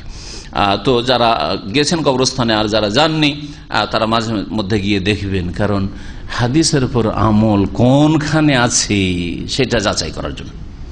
এটা হচ্ছে ইসলামিক তরিকা। আর যখনই সেটা তাতে রং চড়িয়ে দিলেন, একটু রং ছড়িয়ে দিলেন যে দোয়া তো আর সবাই করতে জানি না, সুতরাং ইমাম সাহেবকে হুজুর আপনি দোয়া করেন, একটু দোয়া করেন, আমরা আমিন আমিন করবো। এই বিদআত, সম্মিলিত দোয়া, সম্মিলিত। একজন দোয়া করবে, বাকিরা সব আমিন আমিন করবেন। নবী সাল্লাল্লাহু আলাইহি ওয়াসাল্লাম কখনো করেননি, নবীর কোন সাহাবীও করেননি, তো আপনি কেন করবেন? আপনি কাদের অনুসারী যে আপনি এরকম কাজ করবেন? সুতরাং এই বিদআতগুলি ছেড়ে দিতে হবে। তবে এই বিদআত উঠাবার আপনার ক্ষমতা আছে কিনা, এটা মুনকার, মুনকার উঠাবার ক্ষেত্রে আপনার বল প্রয়োগ করার ক্ষমতা আছে, মুখে বলার ক্ষমতা আছে না? আপনাকে সর্বনিম্ন দুর্বল ইমানের পরিচয় অন্তর থেকে ঘৃণা করবেন আর ওখান থেকে কেটে পড়ার চেষ্টা করবেন? কোন স্তরের লোক আপনাকে সেখানে সেটাকে কি করতে হবে? আপনার অবস্থাকে বিবেক বিবেচনা করতে কোন অবস্থায় আছি। দুর্বল অবস্থায় আছেন আর ওখানে গিয়ে এই বিদাতি দোয়া করতে দেবো না, সবাই দোয়া করছে 99 জন শতকরা বা তারও বেশি, আর আপনার 1, 2 জন 5 জন বলছে না না না এই বিদাতি দোয়া করতে দেবো না, আর শুরু করে দেন মারামারি। 5 জন বলছে দোয়া করতে দেবো না আর 95 জন সবাই বলছে, বা কয়েকশো আছে তার মধ্যে সবাই বলছে দোয়া করতে হবে। মার খাবেন না? খাবেন না? দেশ থেকে বিতাড়িত হবেন কি হবেন না? এই বেদাতি কাজ, এইসব বাড়াবাড়ি কাজ, এটাও সাহাবায়ে কেরামদের তরিকা ছিল না। আজকে জুমা পড়ে আসছিলাম, জুমাতে যে খুতবার অনুবাদ হয় ওখান থেকে আসছিলাম, যে এক ভাই বললো যে বাংলাদেশে কোন এক মসজিদে কিছু যুবক ছেলেরা সহি আকীদা পেয়েছে, কিন্তু সহি আকীদা পেতে গিয়ে ও আমাদের চেয়ে বেশি বোঝা শুরু করেছে। মুশকিলটা হচ্ছে কিছু লোকেরা যার কাছ থেকে পাক, হয়তো এমন ব্যক্তির কাছ থেকে শিখেছে সে নিজেই হয়তো বাড়াবাড়ি কথা বলে থাকে, হেকমত সেই বুঝে না, অথবা যার কাছ থেকে শিখেছে সে মধ্যমপন্থী কিন্তু তার চাইতে বেশি ছাত্র বেশি বুঝে গেছে, বেশি শিয়ানা হয়ে গেছে। যার ফলে করেছি কি, মসজিদে লেখা আছে মসজিদে আল্লাহ আর মোহাম্মদ, এই গেটের ওই পাশে লেখা আছে আল্লাহ, এইদিকে লেখা আছে মোহাম্মদ। এমন না যে পাশাপাশি আল্লাহ মোহাম্মদ করা আছে, মানে আল্লাহ মোহাম্মদুন, তাহলে যিনি আল্লাহ তিনি মোহাম্মদ হয়, কিন্তু দূরাদূরি থাকে, 1 হাত আধা হাত দূরাদূরি আছে আল্লাহ আর মোহাম্মদ। দুটো গেট আছে এখানে, তো আছে না নেই? এক গেটের উপরে আল্লাহ লেখা আছে আর এক গেটের মোহাম্মদ লেখা আছে, তাহলে এর মানে কি শিরিক হয়ে যায়? কিছু লোকের এত ফতোয়াবাজি শুরু করেছে অল্প বিদ্যা নিয়ে, শিরিক হয়ে গেল। পাশাপাশি যে রাখা আছে, আরে পাশাপাশি রাখা থাকলে শিরিক হয়ে যায় নাকি? পাশাপাশি রাখা থাকলে শিরিক হয়ে যায়? তার পাশাপাশি কোরআনের পাশে একটা অন্য কিতাব ডিকশনারি রাখা থাকে, দুনিয়ার কিতাব রাখা থাকে, তো শিরিক হয়ে গেল নাকি? পাশাপাশি কোরআনের পাশে রেখে দিয়েছেন আপনি ডিকশনারি, যা বাংলা কিতাব বই রেখে দিয়েছেন। আল্লাহ আর মোহাম্মদ পাশাপাশি রাখলে তার নিয়ত শিরিক করার নেই, সে এটা অর্থ বুঝে না, ও কল্পনা করেনি যে আল্লাহ আর মোহাম্মদ লেখা আছে মানে আল্লাহ যিনি তিনি মোহাম্মদ, এটা তার নিয়তেও নেই। ইন্নামা আ'মালু বিন্নিয়াত নবী বলছেন, আর আপনি কোথা থেকে বানিয়ে তাকে মুশরিক বানিয়ে দিলেন, আর শিরিক লেখা আছে, সুতরাং বল প্রয়োগ করতে হবে, আর তাও দুর্বল। মসজিদ না আপনার নেতৃত্ব আছে, না মসজিদে আপনার কোনো ক্ষমতা চলছে, সেখানে আমি মসজিদের সুন্নতি তরিকায় সুন্নতটা আদায় করতে পারছেন না, নামাজটা আদায় করতে পারছেন না আপনি, আর ওখানে ঘুরে করেছি কি মোহাম্মদটাকে ছিঁড়ে ফেলে দিয়েছে বেকুবগুলো। মোহাম্মদ করেছি যে মোহাম্মদের স্টিকার লাগা আছে, ওটা কি করেছে, উঠিয়ে ফেলে দিয়েছে। আর কি গ্রামবাসী একেবারে খেপে গেছে, উঠে পড়ে লেগেছে, এগুলিকে একেবারে মার্ডার করে দেওয়ার মতো মেরে দেবে, এবং এদেরকে তো থাকতেই দিবে না, ও গ্রামে দেশেই থাকতে দিবে না। কত বড় বেকুফি কাজ এগুলো। প্রথম কথা বল প্রয়োগ করা, যেটা আপনার কাজ নয়। 2 নম্বর কথা, এখানে করে শিরিক হয় না, আপনি সেটাকে নিয়ে গিয়ে শিরিকে ভিড়াই দিলেন, মানুষের নিয়ত যে কি আছে সেটা বুঝলেন না। যদি বলেন যে এখানে কি রয়েছে, সংশয় রয়েছে, মানুষ সংশয়ে পড়ে যাবে। আল্লাহ মোহাম্মদ, অনেক মূর্খ লোক ভেবে নিতে পারে যে আল্লাহ মোহাম্মদ পাশাপাশি মানে মর্যাদায় সমান হয়তো বা কাছাকাছি, এইরকম গুমরাহির আশঙ্কাগুলি আছে। সুতরাং সতর্কতামূলক এইরকম লিখব না। আপনি যখন মসজিদ নিজে তৈরি করছেন অথবা আপনার নেতৃত্বে তৈরি হচ্ছে বা আপনার সেখানে কথা চলছে, তখন আপনি সেখানে করতে দেবেন না। অথবা গ্রামের লোকদেরকে মানিয়ে নিতে পেরেছেন, রাজি করে দিতে পেরেছেন, দেখেন এটা উঠিয়ে ফেলে দিই ভালো, কিন্তু আপনি ওখানে বল প্রয়োগ করে এমন মূর্খতার পরিচয় দিলেন যে ইসলামের খেদমত না করে ক্ষতি করে ফেললেন। বলছেন না? বলছেন না? নবী করিম সাল্লাল্লাহু আলাইহি ওয়াসাল্লাম কাবাটাকে ভেঙে দিয়ে, কাবার একটা দরজা, এখন একটা দরজা আছে, ঠিক কিনা? কোরাইশরা পয়সা কমে গেছিল, দরজা 2টো করলে খরচ বেশি, একটা দরজা। কাবাটাকে বড় করে ওই হাতিম সহ করলে, এটা ইব্রাহিমের বুনিয়াদি ছিল, খরচ বেশি, ছোট করে। কোরাইশরা করেছিল না করে নাই? নবী করিম মক্কা বিজয়ের পরে বলেছেন আয়েশাকে যে তোমার কম, এই কোরাইশ জাতি, তোমার বংশ আমারই বংশ, কিন্তু তোমার বংশ। আমরা স্ত্রীদেরকে অনেক সময় বলি একই বংশের হলে দেখো তোমার বংশের লোক, অথচ আমারও বংশ হয়তো একই বংশের, যদি স্বামী স্ত্রী 2 জন হয়, বলি না? বলি না? তো নবী সাল্লাল্লাহু আলাইহি ওয়াসাল্লাম আয়েশাকে বলছে তোমার বংশ যদি নতুন নতুন সব নিউ মুসলিম না হইতো, নতুন এই কয়েকদিন আগে কুফরি ছেড়ে এসছে, এ আশঙ্কা না থাকতো যে আমি যদি কাবাকে আবার ভাঙি তো আবার মুরতাদ হয়ে যাবে। আরে মোহাম্মদ তো মূর্তি ভাঙলো, লাতুজ্জা মানাত এগুলো ভাঙলো, এর কাবাটাকে ভেঙে ফেলে দিল। দিয়ে গুমরাহ হওয়ার আশঙ্কা যদি না থাকতো তো লাহাদামতুল কাবাতা, কাবাকে ভেঙে ফেলতাম, এই কাবাকে ওয়ালা বানা ইব্রাহিম, ইব্রাহিমের ভিত্তির উপর ভিত্তি করে ওই বড় কাবা ইব্রাহিমের ভিত্তির উপর তৈরি করতাম। ওয়ালা জাআলতু লাহু বাবাইনি, আর তার দুটো দরজা আমি তৈরি করতাম। নবী আকাঙ্ক্ষা করেছেন না করেন নাই? পেরেছেন করতে কি? অথচ নবী কি আপনার মতো 3 হরফ পড়া না? তিনি শাসন ক্ষমতার মালিক, সাইয়্যিদুল মুরসালিন, রাসূলুল্লাহ। তার কাছে ওহী আসছে, আল্লাহ ইচ্ছা করলে জিবরাইল আলাইহিস সালাম দিয়ে ওহী নাযিল করে, কোরআনের আয়াত নাযিল করে বলে দিতে পারেন যে কাবা ভাঙা আমার হুকুম, আমি বলছি। যেমন কিবলা পরিবর্তন আমার আল্লাহর হুকুম, তেমন আমার হুকুম কোরআনে বলতে পারতেন। তারপর এই আশঙ্কায় কাবাকে ভাঙেন নাই। বুঝছেন কি জন্য? হিকমত। ক্ষতির আশঙ্কা আছে, গুমরাহির আশঙ্কা আছে। এই লোকগুলি গুমরাহ হবে না, হবে না? ভুল ধারণা নেবে না যে এরা নবীর দুশমন। বলবে কি বলবে না যে এরা নবীর দুশমন, যখন নবীর নাম এরা বরদাস্ত করতে পারে না। আল্লাহ মোহাম্মদ লেখা আছে, মোহাম্মদকে টেনে ফেলে দিয়েছে। বিদাতিরা বলার সুযোগ পেয়ে যাবে, আরো গুমরাহ হবে, তাদের গুমরাহি আরো বেড়ে যাবে। তারপরের হাদিসটা দেখা যাক, একটি বিদাত সম্পর্কিত হাদিস আর বিদাতের দলিল। শোনেন হাদিস, বিদাতের দলিল কিছু আছে, জয়ীব জাল হাদিস। ওয়ান জামরা বিনতে হাবিব আহাদিত তাবিন কালা কানু ইস্তাহিবুনা ইযা সুবিয়া আলাল মাইয়িতি কবরুহু ওয়ান সারাফা নাসু আনহু আন ইউকালা ইনদা কবরি ইয়া ফুলান কুল লা ইলাহা ইল্লাল্লাহ সালাসা মাররাত, ইয়া ফুলান কুল রাব্বি আল্লাহ ওয়া দীনুল ইসলাম ওয়া নবী মুহাম্মাদুন সাল্লাল্লাহু আলাইহি ওয়াসাল্লাম। রাওয়াহু সাঈদ ইবনে মানসুর মাওকুফান ওয়া লিতাবারানি নাহবুহু মিন হাদিস আবি উমামা মারফুআন মুতাওয়ালা। জামরা ইবনে হাবিব জনৈক তাবেঈ, আহাদুত তাবিন, কোন একজন তাবেঈ, তার থেকে বর্ণিত। তিনি বলছেন, তাবেঈ বলছেন, কানু ইস্তাহিবুনা, তারা মুস্তাহাব মনে করত, পছন্দ করত। কারা? তাহলে যখন তাবেঈ বলবেন তারা পছন্দ করতেন, তখন সাহাবায়ে কেরাম উদ্দেশ্য হবে, সাহাবীরা পছন্দ করতেন, এইরকম কথা তাহলে বলতে চাইছেন। ইযা সুবিয়া আলাল মাইয়িতি কবরুহু, যখন কবরের উপর মাটি দেওয়া সম্পূর্ণ হবে, মাটি দিয়ে যখন মাইয়িতকে ঢেকে দেওয়া হবে, ওয়ান সারাফান নাসু আনহু, আর লোকেরা নিজ নিজ ঘরের উদ্দেশ্যে ফিরে যাবে কবরস্থান থেকে, আন ইউকালা ইনদা কবরিহি, কবরের কাছে যেন এই কথাগুলি বলা হয়, তালকিন করা হয়। তালকিনের বিদাতের কথা এখানে রয়েছে, স্মরণ করানো হয়, রিমাইন্ড করিয়ে দেওয়া হয় মাইয়িতকে যে এগুলি জবাব দাও, এখনই তোমাকে সওয়াল করবে, স্মরণ করিয়ে দিচ্ছি। যেমন পরীক্ষা চললে, যখন বোর্ডগুলিতে পরীক্ষা হতো, আমরা ওই আলেম ফাজল ওই আলিয়ার পরীক্ষাগুলিতে সেন্টারে পরীক্ষা দিতে একটা পরীক্ষা গিয়েছি, তো দেখেছি জানা দিয়ে হেল্প করার চেষ্টা করে, একটু বলে দিয়ে চেষ্টা করে, না হয় একটু কি চিট, যেটা নকল চিট, নকল পৌঁছে দেওয়ার চেষ্টা করে। আর যদি একটু সুবিধা দেয় তো সব বলে দেয়, লিখে বলে দেয়, লিখছে, চলছে। আর ভিতর ঢুকার অনেক সময় সুযোগ দিয়ে দেয়। এমনও থাকে অনেক সময় যারা গার্ড থাকে যে ভিতরে ঢোকারও সুযোগ দিয়েছে, ভিতরে ঢুকে বলে দিচ্ছে, পরিচিত আছে হয়তো বা ঘুষ খেয়েছে। বলছেন যে তারা মুস্তাহাব মনে করতো মাইয়িতের ওপর মাটি দেওয়ার পরে, মানে কবরের উপর মাটি দিয়ে কবরে দাফন করার পরে লোকেরা যখন ফিরে যাবে, তখন যেন কবরের কাছে বলা হয়, ইয়া ফুলান, হে উমুক, ওর নাম ধরে। যদি মারা যায় কেউ, মোহাম্মদ মারা গেছে, ইয়া মোহাম্মদ, ইয়া জাকির, আল্লাহ হায়াত দারাজ করুক, ভয় করিয়েন না, ভয় করেন না জি, কারণ হায়াত কম বেশি হইবে না। হে অমুক, কুল লা ইলাহা ইল্লাল্লাহ, বলো লা ইলাহা ইল্লাল্লাহ, সালাসা মাররা, 3 বার করে স্মরণ করাবে, কুল লা ইলাহা ইল্লাল্লাহ, হে অমুক, হে মাইয়িত, হে ভাই, কুল লা ইলাহা ইল্লাল্লাহ, তালকিন করবে। ইয়া ফুলান, হে অমুক, কুল রাব্বি আল্লাহ, তোমাকে এখন জিজ্ঞেস করে মান রাব্বুকা, জবাবে বলো রব্বি আল্লাহ, রব্বি আল্লাহ। ও দীনুল ইসলাম, যখন জিজ্ঞেস করবে যে তোমার দিন কি, তখন বলো দীনুল ইসলাম, আমার দিন ধর্ম হচ্ছে ইসলাম। ও নবী, তোমার নবীকে, তখন জবাবে বলো ও নবী মুহাম্মাদুন সাল্লাল্লাহু, আমার নবী মুহাম্মদ সাল্লাল্লাহু আলাইহি ওয়াসাল্লাম। এইভাবে তালকিন করা তারা মুস্তাহাব মনে করতেন।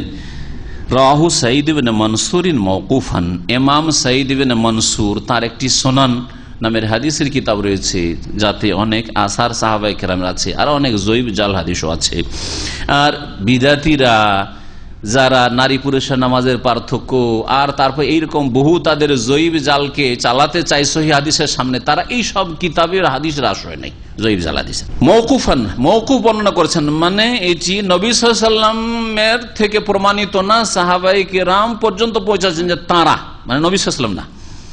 আর তাবারানীতে এইরকমই বিষয় বর্ণনা করা হয়েছে আবু উমামা সাহাবী থেকে মারফুআন মুতাওয়াল, লম্বা হাদিস বর্ণনা করা হয়েছে মারফু মানে নবী সাল্লাল্লাহু আলাইহি ওয়াসাল্লামের নাম দিয়ে, যে নবী সাল্লাল্লাহু আলাইহি ওয়াসাল্লাম বলেছেন মাইয়াতকে যখন দাফন করা হয়ে যাবে তখন তালকিন করো, বলো লা ইলাহা ইল্লাল্লাহ মাইয়াত, হে অমুক বলো রব্বি আল্লাহ দীনুল ইসলাম নবী মুহাম্মদ, এইরকম বলা হয়েছে। হাদিস যদি সহিহ হইতো তাহলে তো আমরা সবাই মিলে করতাম, ঠিক না? এখন হাদিসের অবস্থাটা জানতে হবে। এই জন্য আমাদের যারা বিদাত করে তারা বলে হাদিস শরীফ আছে, ব্যাস কোন হাদিসের কিতাব আছে তাও বলে না। হাদিস সহিহ জয়ীফ তো জানেও না, আর জানলেও খেয়ানত করে, যদি জেনেও নেই তো খেয়ানত করে, ঢেকে রাখে, বলবে না, কারণ বিদাতের ব্যবসা করতে হবে। এই হাদিস হচ্ছে জয়ীফ, আর কারো কারো কাছে মওদু, জাল, দুর্বল হাদিস, আর অনেকে হাদিসকে জাল বলেছেন। কেন? তাবরানীতে যে হাদিস রয়েছে তার একজন বর্ণনাকারী সাইদ বিন আব্দুল্লাহ আজদি, মজহুল, অজ্ঞাত পরিচয়, অজানা ব্যক্তি, যার অবস্থা জানা নাই, তার হাদিস কেমন করে আস্থা করবেন যে এটা রাসূলুল্লাহ সাল্লাল্লাহু আলাইহি ওয়াসাল্লাম পর্যন্ত পৌঁছেছে? সুতরাং যদি কোনো এক অজ্ঞাত পরিচয় ব্যক্তি বর্ণনা করেন, সাহাবায়ে কেরামদের পরে মুহাদ্দিস পর্যন্ত হাদিস পৌঁছিতে মাঝখানে কেউ যদি বর্ণনাকারী এমন থাকে যার অবস্থা জানা নেই, মাজহুরুল হাল অথবা মাজহুরুল আইন, দুটো পরিভাষা রয়েছে মুস্তালাহুল হাদিস, উসুল হাদিসের, তাহলে সেই হাদিস জয়ীফ, দুর্বল।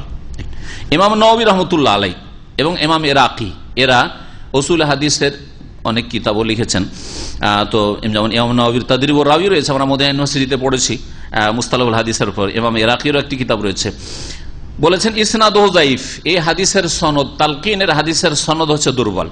ইমাম ইবনুল কাইয়িম রাহমাতুল্লাহ বলছেন হাদিসুহু লা ইয়াসিহু, এই হাদিস সহিহ নয়। ওয়াল্লাযী নুরাজ্জিহু আন্নাল হাদিস মাকতু, আর যেটা এখানে আমি প্রাধান্য দেব সেটা হচ্ছে হাদিস মাকতু, মানে তাবেঈর বক্তব্য এটি। অমওকুফুন আলা রিওয়ায়াত জামরা বিন হাবিব, জামরা বিন হাবিবের পর্যন্ত পৌঁছেছে, তাবেঈ পর্যন্ত, আর সে হচ্ছে তাবেঈ। মাইয়াতের কবর কাছে অবস্থান করা দাফন করার পরে এবং সেখানে দাঁড়িয়ে থেকে দোয়া করা, এর প্রমাণ রয়েছে, এর প্রমাণ রয়েছে। মৃত ব্যক্তির জন্য দোয়া করা সম্পর্কে সূরা হাসরের দোয়া তো বললাম, রব্বানা ইগফির লানা ওয়া লিইখওয়ানিনা আল্লাযীনা সাবাকুনা বিল ঈমান। আর সূরা তওবার আয়াত নম্বর 84 তে রয়েছে ওয়ালা তাকুম আলা কবরিহি, মুনাফিকের কবরের উপর নবী সাল্লাল্লাহু আলাইহি ওয়াসাল্লামকে গিয়ে দাঁড়াতে নিষেধ করেছেন। মানে মুনাফিকের কবরের কাছে তাদের জন্য দোয়া করার জন্য, ইস্তিগফার করার জন্য দাঁড়াবে না সেখানে গিয়ে। তাহলে মুনাফিকের কবরের কাছে নবীকে যেতে নিষেধ করেছেন, তার মানে মুমিন হইলে কি করবে? কবর কাছে গিয়ে দোয়া করবে, ইস্তিগফার করবে আল্লাহর কাছে, মুমিনের জন্য দাঁড়াবে, বিদুআ ওয়াল ইস্তিগফার বলছেন।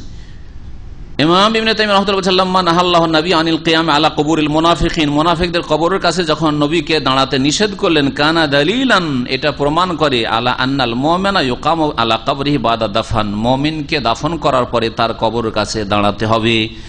আর এই আয়াত এর দলিল, এর আর সুন্নাত হাদিস দ্বারাও প্রমাণিত, আর মুসলিমদের উপর ইজমা রয়েছে। সম্মিলিত দোয়া বিদাত, কিন্তু দাফন করার পরে দোয়ার ক্ষেত্রে ইজমা রয়েছে, কেউ দ্বিমত করে না, দোয়া আছে, মাইয়াতের জন্য দোয়া করেন দাঁড়িয়ে দাঁড়িয়ে। আবু দাউদে আরেকটি হাদিস রয়েছে ওসমান রাদিয়াল্লাহু তাআলা আনহু থেকে, যে হাদিসটা এর আগে বর্ণনা করলাম, যে মাইয়াতকে দাফন করার পরে তোমাদের ভাইদের জন্য ইস্তিগফার করো আর তার জন্য দৃঢ়তা তলব করো, অন্য ভাষা দিয়ে বর্ণিত হয়েছে আবু দাউদ। তারপরে ইমাম তিরমিজি বলছেন আল ওকুফ আলাল কবরি ওয়াস সাওয়ালুল মাইয়িত ওয়াক্তা দাফনিহি, কবরের উপর অবস্থান করা এবং মাইয়িত ওয়াস সাওয়ালুল মাইয়িত, মাইয়িতের জন্য দাফনের সময় আল্লাহর কাছে দোয়া করা, এটা হচ্ছে দুয়ারই একটা অংশ, যে দুয়ার আল্লাহ পাক নির্দেশ দিয়েছেন। যে হাদিসটি আমাদের সামনে ছিল তাবেঈর বর্ণিত, সেই হাদিসের অনুরূপ হাদিস আবু উমামা থেকে তালকিন সম্পর্কে যে বর্ণিত রয়েছে, সেই হাদিসটাও শোনাই। আবু উমার এজামা তাহাদুকুম, তোমাদেরকে যখন মারা যাবে আর কবরে যখন দাফন করা হয়ে যাবে, তখন তার মাথার কাছে দাঁড়িয়ে যাবে, কবরের মাথার দিকে, তারপরে ইয়া ফুলান ইবনে ফুলান উযকুর মা কুনতা আলাইহি ফিদ দুনিয়া মিন শাহাদাতি আল্লা ইলাহা ইল্লাল্লাহ, দুনিয়ায় যে অবস্থায় ছিল লা ইলাহা ইল্লাল্লাহর উপর স্মরণ করো, ওয়া আন্না মুহাম্মাদান আবদুহু ওয়া রাসূলুহু ওয়া আন্নাকা রাযিতা বিল্লাহি রাব্বান ওয়া বিল ইসলামি দীনান ওয়া বি মুহাম্মাদিন ওয়া বিল কুরআনি ইমামান নবিয়ান ওয়া বি মুহাম্মাদিন নবিয়ান ওয়া বিল কুরআনি ইমামান। এই হাদিস সম্পর্কেও বলছেন ফাহাজা হাদিসুন লা ইয়াসিহু রাফউহু, এই হাদিসও মারফু সহিহ নয়। এই হাদিস অনেক উলামারাই যায়ীফ বলেছেন, যেমন ইবনুস সালাহ, ইমাম নওয়াবী, ইরাকি, ইবনে হাজার, বুলুগুল মারামের লেখক, সানাআনী, ইয়ামানের আলেম। ইমাম আহমদ বিন হাম্বলের এক ছাত্র আল আসরাম, তিনি বলছেন, ইমাম আহমদ বিন হাম্বলকে আমি জিজ্ঞেস করলাম চার ইমামের একজন ইমাম। হাযাল্লাযী ইয়াসনাউনা ইযা দুফিনাল মাইয়িত, মাইয়িতকে দাফন করার পরে যে কিছু লোকেরা সেখানে দাঁড়িয়ে তালকিন করে, স্মরণ করা মাইয়িতকে, যে মুনকারকে জিজ্ঞেস করলে এই জবাব দাও, এই জবাব দাও, এই জবাব দাও, এটা কেমন? ইয়াকিফুর রাজুলু ইয়াকুলু ইয়া ফুলান ইবনে ফুলানা, ফুলানা আবার মায়ের নাম ধরে ইয়া ফুলান ইবনে ফুলানা, এটাও প্রমাণ করে। কারণ ইসলামে মায়ের সাথে সম্পৃক্ত করে নাম বলার বৈধতা নেই। বলো ইয়া হানিফ বিনতে আয়েশা, হানিফ বিন আয়েশা, হে আয়েশার ছেলে হানিফ, হে ফাতেমার ছেলে জাকির, এটা বলা ইসলামে নেই। কিন্তু বোঝা গেছে, বাপের সাথে সম্পৃক্ত করা আছে, এটাও একটা দিক যে এগুলো হাদিস ভিত্তিহীন হাদিস, মায়ের সাথে সম্পৃক্ত। কালা ইমাম আহমদ বিন হাম্বলকে যখন এই হাদিস সম্পর্কে জিজ্ঞাসা করা হয়, মাসলা সম্পর্কে জিজ্ঞাসা করা হয় যে এইরকম করে স্মরণ করানো যাবে, বললেন মা রাআইতু আহাদান ইয়াফআলুহু ইল্লা আহলুশ শাম হিনা মাতা আবুল মুগীরা। এই বিদআত কাজটি, এই কাজটি করতে কাউকে, কোন মুসলিমকে দেখিনি, কোন দেশে, মক্কায় দেখিনি, মদিনায় দেখিনি, ইরাকে দেখিনি, বাগদাদও দেখিনি, কোথাও দেখিনি। ইমাম আহমদ বিন হাম্বল বলছেন কোথায় দেখেছি? ইল্লা আহলাশ শাম, শামবাসী করত। এই শামবাসী, দামেস্কের লোকেরা, এরা করত। কখন করেছিল? হিনামাত আবুল মুগীরা, আবুল মুগীরা যখন মারা যায় তখন ওকে স্মরণ করা যায়, ফলা বেলা ফলা, হে অমুক, হ্যাঁ তুমি স্মরণ করো একটু, দুনিয়াতে কি অবস্থায় ছিলে, লা ইলাহা ইল্লাল্লাহ স্মরণ করো, জবাব দাও রব্বি আল্লাহ দীনুল ইসলাম ইত্যাদি। ইমাম ইবনুল কাইয়িম বলছেন ইন হাদিস আত-তালকিনে হাযা হাদিসুন লা ইয়াশুক্কু আহলুল মারিফা বিল হাদিস ফি ওয়াদইহি। ইবনুল কাইয়িমের কথা শুনেন, বললাম না একটু আগে যে অনেক গবেষক ওলামারা হাদিসটাকে মওযু, জাল বলেছে। বলছেন যে এই তালকিনের হাদিস, রিমাইন্ড করিয়ে দেওয়া, স্মরণ করিয়ে দেওয়া, এই বাক্যগুলি মাইয়িতকে কবর কাছে দাঁড়িয়ে দাঁড়িয়ে দাফনের পরে, এই হাদিসটি সম্পর্কে হাদিসের পণ্ডিতগণ, আহলুল মারিফা, যারা হাদিস সম্পর্কে ওয়াকিফাল, তারা কোনো সন্দেহ করবে না যে এই হাদিস হচ্ছে কি বিল হাদিস ফি ওয়াদইহি, যে হাদিস হচ্ছে মওদু, জাল হাদিস, বানাওয়াট হাদিস। ইমাম হাইসামি বলছেন ফি ইসনাদিহি জামাআতুন লা মাআরিফুম, এই হাদিসের সনদে একদল বর্ণনাকে রয়েছে যাদেরকে চিনি না আমি, মুহাদ্দিস বল চিনি না। ওয়াকাল নবী, নবী বলছেন হুয়া যায়িফ, যায়িফ। ইমাম সানাআনি বলছেন, সানআর ইমাম, ইয়ামানের ইমাম, বড় একজন আলেম ছিলেন, আর বুলুগুল মারামের একটা বিশাল লম্বা ভাষ্য রয়েছে তার, সবুলুস সালাম, পুরনো বুলুগুল মারামের সারা তিনি লিখেছেন। ইয়াতাহাসাল মিন কালাম আইয়িমাত তাহকিক, গবেষক ওলামাদের কথা থেকে বোঝা যায় আন্নাহু হাদিসুন যায়িফ, এই হাদিসটি স্মরণ করানো, মাইয়িতকে স্মরণ করার হাদিস হচ্ছে যায়িফ। ওয়াল আমালু বিহি বিদআহ, আর এর উপর আমল করে মাইয়িতকে স্মরণ করানো, যে এই জবাবগুলি দাও দাও দাও, এই করা বিদআত। ওয়ালা ইয়াগতারু বিকাসরাতি মান ইয়াফআলুহু, মেজরিটি করছে মুসলিম সমাজের, এই দেখে কেউ যেন প্রতারিত না হয়। সুন্দর কথা বলেছেন, আর সুন্দর সতর্কতা তিনি করেছেন যে দেখো সাবধান, দল ভারী দেখে ধোকা খেও না। সুতরাং কোন কাজ এত লোক করছে, আর এত বড় বড় আমাদের দেশে আলেমরা আছে, কিছু বলছে না, তারাও সমর্থন করছে, সুতরাং এটা হচ্ছে ইসলাম, এটা ভুল কথা। সহি কথা হচ্ছে কোরআন এবং হাদিসের দিকে ফিরে আসতে হবে। ইমাম ইবনুল কাইয়িম রাহমাতুল্লাহ আরো বলছেন কানা হাদিয়ুহু সাল্লাল্লাহু আলাইহি ওয়াসাল্লাম ইযা ফারাগা মিন দাফন জাদুল মাদে, বলেছেন তিনি, বলছেন নবী সাল্লাল্লাহু আলাইহি ওয়াসাল্লামের আদর্শ ছিল মাইয়িতকে দাফন করার পরে কামা আলা কবরিহি ওয়া আসহাবুহু, কবর পাশে নবী সাল্লাল্লাহু আলাইহি ওয়াসাল্লাম দাঁড়াতেন, তার সাথী সঙ্গীরা দাঁড়াইতো। ওয়া সাআলাল্লাহ লাহু তাসবিত, আর তার জন্য ওই মাইয়িত, মৃত ব্যক্তির জন্য অটলতা, দৃঢ় থাকা, যাতে করে জবাব দিতে পারে, এই দোয়া করতেন আল্লাহ পাকের কাছে। তাকে মাইয়িতকে স্মরণ করাতেন না, বরং আল্লাহ পাকের কাছে দোয়া করতেন যে আল্লাহ ওকে অটল রাখো, জবাব দেওয়ার তৌফিক দাও। ওয়া আমারাহুম আন ইয়াসআলু লাহু তাসবিত, আর সাহাবায়ে কেরামদেরকেও নির্দেশ দিতেন যে এর জন্য দোয়া করো যেন আল্লাহ পাক তাকে অটল রাখেন। ওয়ালা ইউলাক্কিনু কামা ইয়াফআলুহুন নাসুল ইয়াউম, যেমন আজকাল লোকেরা কিছু করছে এইরকম তালকিন, রিমাইন্ড করানো করবে না, এই কাজ করবে না। ইমাম ইবনুল কাইয়িম রাহমাতুল্লাহ আলাইহি কার ছাত্র ছিলেন? তার বড় ওস্তাদ কে ছিলেন? সবচেয়ে বড় ওস্তাদ ইমাম ইবনে তাইমিয়া রাহমাতুল্লাহ আলাইহি। ইবনে তাইমিয়া রাহমাতুল্লাহ কোন দেশের মানুষ ছিলেন? শাম দেশের মানুষ ছিলেন। তো ইবনুল কাইয়িমও শাম দেশেরই মানুষ ছিলেন, দামেস্কের লোক ছিলেন। দামেস্কের দুর্গেই সারা জীবন অধিকাংশ সময় জেলে থাকতে ইবনে তাইমিয়া রাহমাতুল্লাহ আলাইহিকে। তাহলে শাম দেশের বিদাত, এটা হচ্ছে শাম দেশের।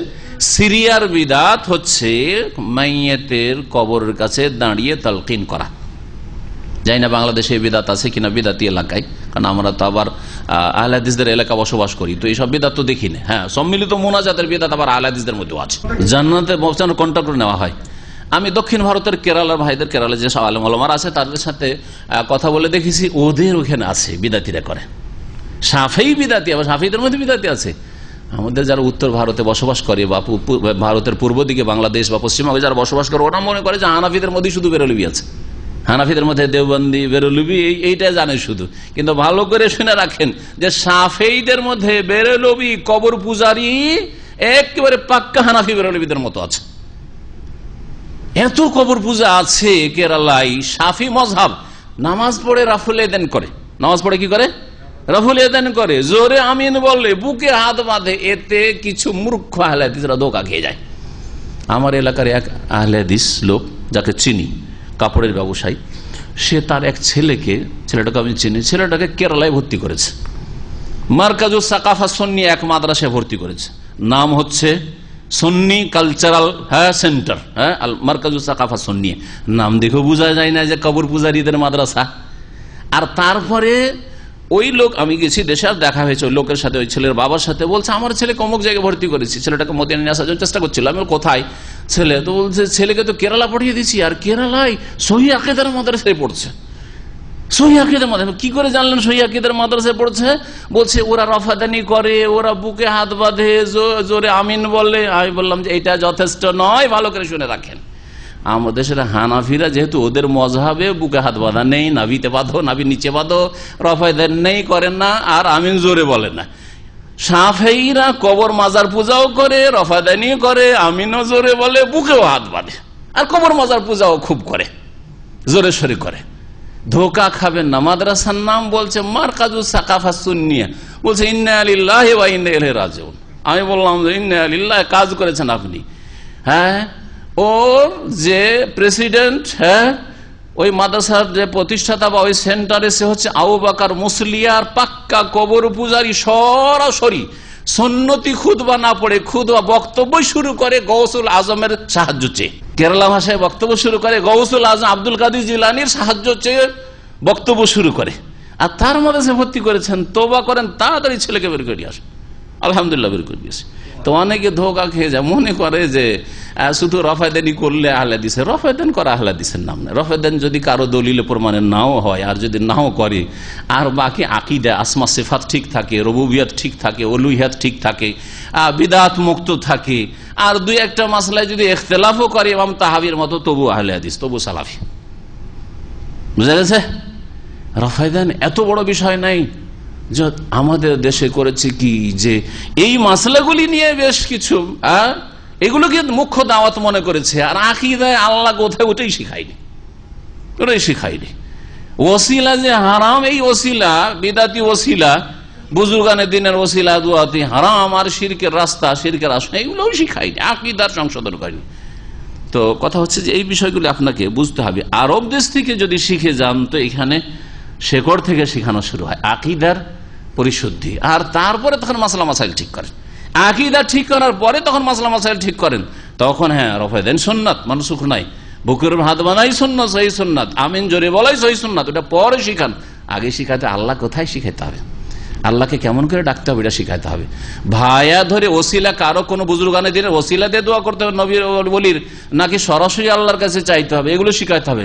তাবিজ চলবে না, চলবে না, এটা শিখাইতে হবে। এদিকে তাবিজও করছে, এদিকে রফায়দানি করছে। এই রফায়দানিতে কি ফায়দা রয়েছে? রফায়দানি করে নামাজ পড়েছেন, জোরে আমিন বলছেন, এইদিকে তাবিজের শিরিক করছেন, কোন ফায়দা রয়েছে এই রফায়দানি তার জোরে আমিন বলে? আল্লাহ পাক যেন বোঝার তৌফিক দান করেন। যেখান থেকে আল্লাহ শুরু করেছেন সেখান থেকে শুরু করেন। ইবদাউ বিমা বাদা আল্লাহ, আল্লাহ আকীদা থেকে শুরু করেছেন। 13 বছর নবী করিম সাল্লাল্লাহু আলাইহি সাল্লাম আকীদার পরিশুদ্ধির কাজ করেছেন। হ্যাঁ, আকীদার পেছনে মেহনত করেছেন। আর তারপরে তখন মাসলা মাসাইল, বিধিবিধান নাজিল হয়েছে। অধিকাংশ মাসলা মাসাইল মদিনায়।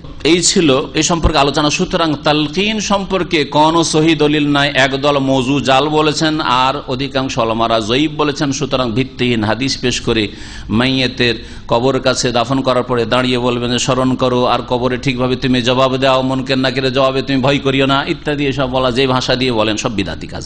ঘড়ির কাঁটা 10টার কাছাকাছি চলে যাচ্ছে। সুতরাং এখানে আলোচনা শেষ করি। বাকি হাদিসগুলি ইনশাআল্লাহ তাআলা আগামী দর্শগুলিতে শেষ করবো। আল্লাহ পাক রব্বুল আলামিন যেন আমাদেরকে কোরআন সুন্নাহর কথা বলার তৌফিক দান করেন, কোরআন সুন্নাহ মেনে চলার তৌফিক দান করেন, ভুল ভ্রান্তি আল্লাহ পাক যেন মাফ করে দেন। আল্লাহ পাক রব্বুল আলামিন সহি আকিদা আমলের যেন তৌফিক দান করেন। আল্লাহ পাক বালা মুসিবত ফিতনা থেকে যেন বাঁচিয়ে রাখেন। মহান আল্লাহ রব্বুল আলামিনের কাছে দোয়া করে আল্লাহ পাক আমাদের সকলকে জান্নাতুল ফিরদৌস দান করেন। সুবহান রাব্বিকা রব্বিল ইজ্জাতি আম্মা ইয়াসিফুন ওয়া সালামুন আলাল মুরসালিন ওয়ালহামদুলিল্লাহি রাব্বিল আলামিন। কবরের আজান এই বিদআত তো এমনকি বেরেলভিরাও জানতো না। কবরের আজানের উপর আহমদ রেজা খান, বেরেলভিদের ইমাম আহমদ রেজা খান, ইংরেজদের যুগে ভারতে দুটো এজেন্ট তৈরি করেছিল ইংরেজরা, এই ফতোয়া শুধু দেওয়ার জন্য যে ইংরেজরা ব্রিটিশরা আহলে কিতাব, আর আহলে কিতাব মুশরিকদের তুলনায় আমাদের কাছাকাছি, আর ওরা আমাদের দেশের কল্যাণ নিয়ে এসেছে, দেশে যান্ত্রিক সভ্যতা আর উন্নতি দেখিয়েছে, সুতরাং ইংরেজরাকে এখান থেকে তাড়াইও না, ইংরেজদের বিরুদ্ধে আন্দোলন করিও না, ইংরেজদের বিরুদ্ধে জেহাদ করা হারাম, ইংরেজদের বিরুদ্ধে আন্দোলন করা হারাম। এই ফতোয়া দেওয়ার জন্য দুটো এজেন্ট তৈরি করে ব্রিটিশরা। একজন হচ্ছে মির্জা গোলাম আহমদ কাদিয়ানি খবিস, নবুয়তের দাবিদার, যে নবী দাবি করেছিল, যার উম্মত হচ্ছে কাদিয়ানি। এরা মুসলিম নয়, আলহামদুলিল্লাহ অনেকগুলি মুসলিম দেশে এদেরকে অমুসলিম বলে ঘোষণা করা হয়েছে। জি, আর আল্লাহর কাছে আশা করি এবং শাসকদের কাছে আশা করি বাংলাদেশে যেন এই ঘোষণা করা হয়, যেমন পাকিস্তানে আলহামদুলিল্লাহ ঘোষণা আইয়ুব সাহেব রাহিমাহুল্লাহ এই ঘোষণা করে রেখেছেন। এটা যে আইয়ুব সাহেব যে ছিলেন একজন প্রেসিডেন্ট পাকিস্তানের বিগত, তার একটা ভালো খেদমত বলা যেতে পারে, যে কাদিয়ানীদেরকে অমুসলিম ঘোষণা করা। তারা মুসলিম বলে পরিচয় পাকিস্তানে দিয়ে পায়, সৌদি আরবে আগে থেকে এদেরকে অমুসলিম ঘোষণা করা আছে। কাদিয়ানি পাসপোর্ট নিয়ে কেউ হজে আসতে পারে, উমরায় আসতে পারে না, মক্কায় ঢুকতে পারেন। আলহামদুলিল্লাহ এইরকম অনেকগুলি, আমি একটা কিতাব পড়েছি যে মুসলিম মনে হয় 15-20টা দেশ আছে, যেসব দেশগুলিতে অমুসলিম ঘোষণা করা আছে কাদিয়ানীদেরকে। কাদিয়ানি মিশন আর খ্রিস্টান মিশনে কোনো পার্থক্য নাই, দুটো একই জিনিস। ইংরেজরা যখন দেখলো যে মুসলিমদেরকে খ্রিস্টান বানাতে পারছে না, এই মির্জা গোলাম আহমদ কাদিয়ানিকে দিয়ে কাদিয়ানি মিশন শুরু করে দিল। ইসলামের নামে আহমদি, তারা নিজেদেরকে কি বলে? আহমদি। আহমদিতে ধোঁকা খেয়ে যায়। লোকে মনে করে, জানার শিক্ষিত লোকেরা মনে করে যে আহমদি মানে হয়তো নবীর নামে একটা আহমদ, হয়তো আহমদি মানে ওই দলই, কিন্তু নবীর নামের সাথে সম্পর্ক মির্জা গোলাম আহমদ কাদিয়ানি অভিশপ্তের সাথে সম্পর্ক এই কাদিয়ানিদের। কাদিয়ান ভারতের পাঞ্জাবের একটি শহরের নাম, ওখান থেকে কাদিয়ানি বলা হয়। এই এক এজেন্টকে দাঁড় করেছিল, আর এক এজেন্টকে দাঁড় করেছিল উত্তরপ্রদেশের বেরেলি একটি শহর রয়েছে, বেরেলি শহর, রায়বেরেলি দ্বিতীয় শহর। তাহরিক পত্রিকাতে এই তথ্যটি ভুল লিখেছে, কারণ শহরের নাম যদি জানা না থাকে তো লিখতে গিয়ে অনেকে ভুল করে, এই জন্য প্র্যাকটিক্যালে জানতে হয় অথবা কাছের লোকদের কাছ থেকে জানতে হয়। উত্তরপ্রদেশে দুটি শহর আছে এই নামে, একটা হচ্ছে রায়বেরেলি আর একটা হচ্ছে বেরেলি। তো আহমদ রেজা খান রায়বেরেলি ছিলেন না, বেরেলির ছিলেন। ওতে ওই সংখ্যাটাতে লেখা আছে রায়বেরেলির লোক তিনি ছিলেন না। তো যাই হোক, সে এই আহমদ রেজা খান বেরেলি শহরের লোক ছিল, বেরেলভি বলা হয় এর থেকে। এই ফিরকাটিকে আহমদ রেজা খানের কাজ ছিল ইংরেজদের যুগে ফতোয়া দেওয়া মির্জা গোলাম আহমদ কাদিয়ানির মতো, যে জেহাদ করা হারাম ভারতে ব্রিটিশদের বিরুদ্ধে। 2 নম্বর কথা, যে কবর মাজার পূজা আগে থেকেই চলে আসছিল, মঈনুদ্দিন চিশতির পূজা, আব্দুল কাদের জিলানির পূজা আর এইসব মাজার পূজা সব চলে আসছিল, কিন্তু এগুলোর দলিল কোরআন এবং হাদিসের অপব্যাখ্যা, তাহারিফ করে, অর্থের অপব্যাখ্যা করে কোরআন এবং হাদিস দিয়ে দলিল পেশ করা যে কবর মাজার পূজার নাম হচ্ছে ইসলাম, এই নোংরা খিদমতটি, কুফরি খিদমতটি, শিরকি খিদমতটি আহমদ রেজা খান করেছে। তার মধ্যে আহমদ রেজা খানের অনেকগুলি লিখনী আছে। এই গুমরা একটি বই লিখিয়ে, ছোট্ট একটা পুস্তিকা আছে, আজানুল কবর, কিতাবটি উর্দুতে লিখিত, কিতাবের নাম হচ্ছে কবরের আজান। তার আগে হানাফি যারা বেরোলি কবর মাজার পূজারী তারাও জানতো না, আর দেওবন্দিরা তো জানতোই না যে কবরে আবার আজান দেওয়া হয়। এই কিতাব পড়ে এখন বেরেলিতে মাদ্রাসা আছে ওদের তরিকা, আর অনেকগুলি মাদ্রাসা ভারতে আছে, বাংলাদেশেও আছে, ব্রাহ্মণবাড়িয়াতে বড় বেরেলিদের মাদ্রাসা আছে, অনেক এলাকাতে আছে বাংলাদেশেও। এরা ওই পুস্তিকা পড়ে যে আমাদের ইমাম সাহেব আহমদ রেজা খান, আহমদ রেজা খানের নাম কিন্তু আহমদ রেজা খান বলবে না, আরে মোহাম্মদ রসুল্লাহর নাম বলতে পারে, কিন্তু জীবনে কোন বেরেলভি আকিদার লোক, রেজবি লোক আহমদ রেজা খানের নাম বলবে না, বড় বেয়াদবি হয়ে যাবে। কি বলে তারা জানেন? আলা হাজরাত বলে। যেমন দেবন্দি ভাইরা কখনো আশরাফ আলী থানভীর নাম বলবে না, কি বলবে? হাকিমুল উম্মত সাহেব বলেছেন, হাকিমুল উম্মত সাহেব বলেছেন। আর এরা বলে আল্লাহ হজরত বলেছেন। আল্লাহ হজরত মানে মহান হাজরত, আল্লাহ মানে তো বুঝছেন, আলা হজরত মানে মহান হজরত বলেছেন। মহান হজরত যদি হয় কেউ তো রাসূলুল্লাহ সাল্লাল্লাহু আলাইহি ওয়াসাল্লাম, হ্যাঁ মহান দরবার তার, আল্লাহ পাকের পরে তখন মানুষের মধ্যে। এই আহমদ রেজা খানে একটি কিতাব কবরে আজান দিতে হবে। কবর আজানের দলিল কিচ্ছু নেই। দলিল হচ্ছে যে সাদ বিন মুআজের জানা যায় যখন নবী সাল্লাল্লাহু আলাইহি ওয়াসাল্লাম সাদ বিন মুআজকে দাফন করলেন তখন কবরটা চেপে ধরেছিল, সহিহ হাদিস আছে। কবর কি করেছিল? চেপে ধরেছিল। তখন নবী সাল্লাল্লাহু আলাইহি ওয়াসাল্লাম বলেছিলেন সুবহানাল্লাহ, সুবহানাল্লাহ বলেছিলেন। কবরে চেপে ধরার পরে কবরটা আবার ছেড়ে দিল। এখন সাদ বিন মুআজকে কেন এই কবরে চেপে ধরেছিল এর দুটো ব্যাখ্যা আছে ভাষ্যকার যারা হাদিসের ব্যাখ্যা করেছেন তাদের কাছে। একটা হচ্ছে মহব্বতের সাথে, আর মহব্বতের সাথে হইতে পারে কারণ আসমান জমিন ভালো মানুষের সাথে মহব্বত করে, এর দলিল কোরআনে কারিমে রয়েছে। আল্লাহ ফিরাউনের ধ্বংস সম্পর্কে বলছেন ফামা বাকাত আলাইহিমুস সামা ওয়াল আরদ। এই ফিরাউনের ধ্বংসে আর ফিরাউনের সেনাবাহিনী ধ্বংসে আকাশও কাঁদেনি আর জমিনও কাঁদেনি। তার মানে কি বোঝা যায়? মাফহুমে মুখালিফ, বিপরীত অর্থ কি বোঝা যায়? যে নেক লোক যদি মারা যায় তাহলে আকাশও কাঁদে, কষ্ট পায়, আর জমিনও কাঁদে। যেখানে নামাজ পড়তো সেই জায়গায় কাঁদে, যেখানে চলাফেরা করতো কাঁদে, যেখানে দিনের কথা বলতো দিনের চর্চা করতো সেই জায়গায় কাঁদে কাঁদে কাঁদে। শুধু আত্মীয় স্বজন কাঁদে না, আসমান জমিন কাঁদে। বুঝছেন না?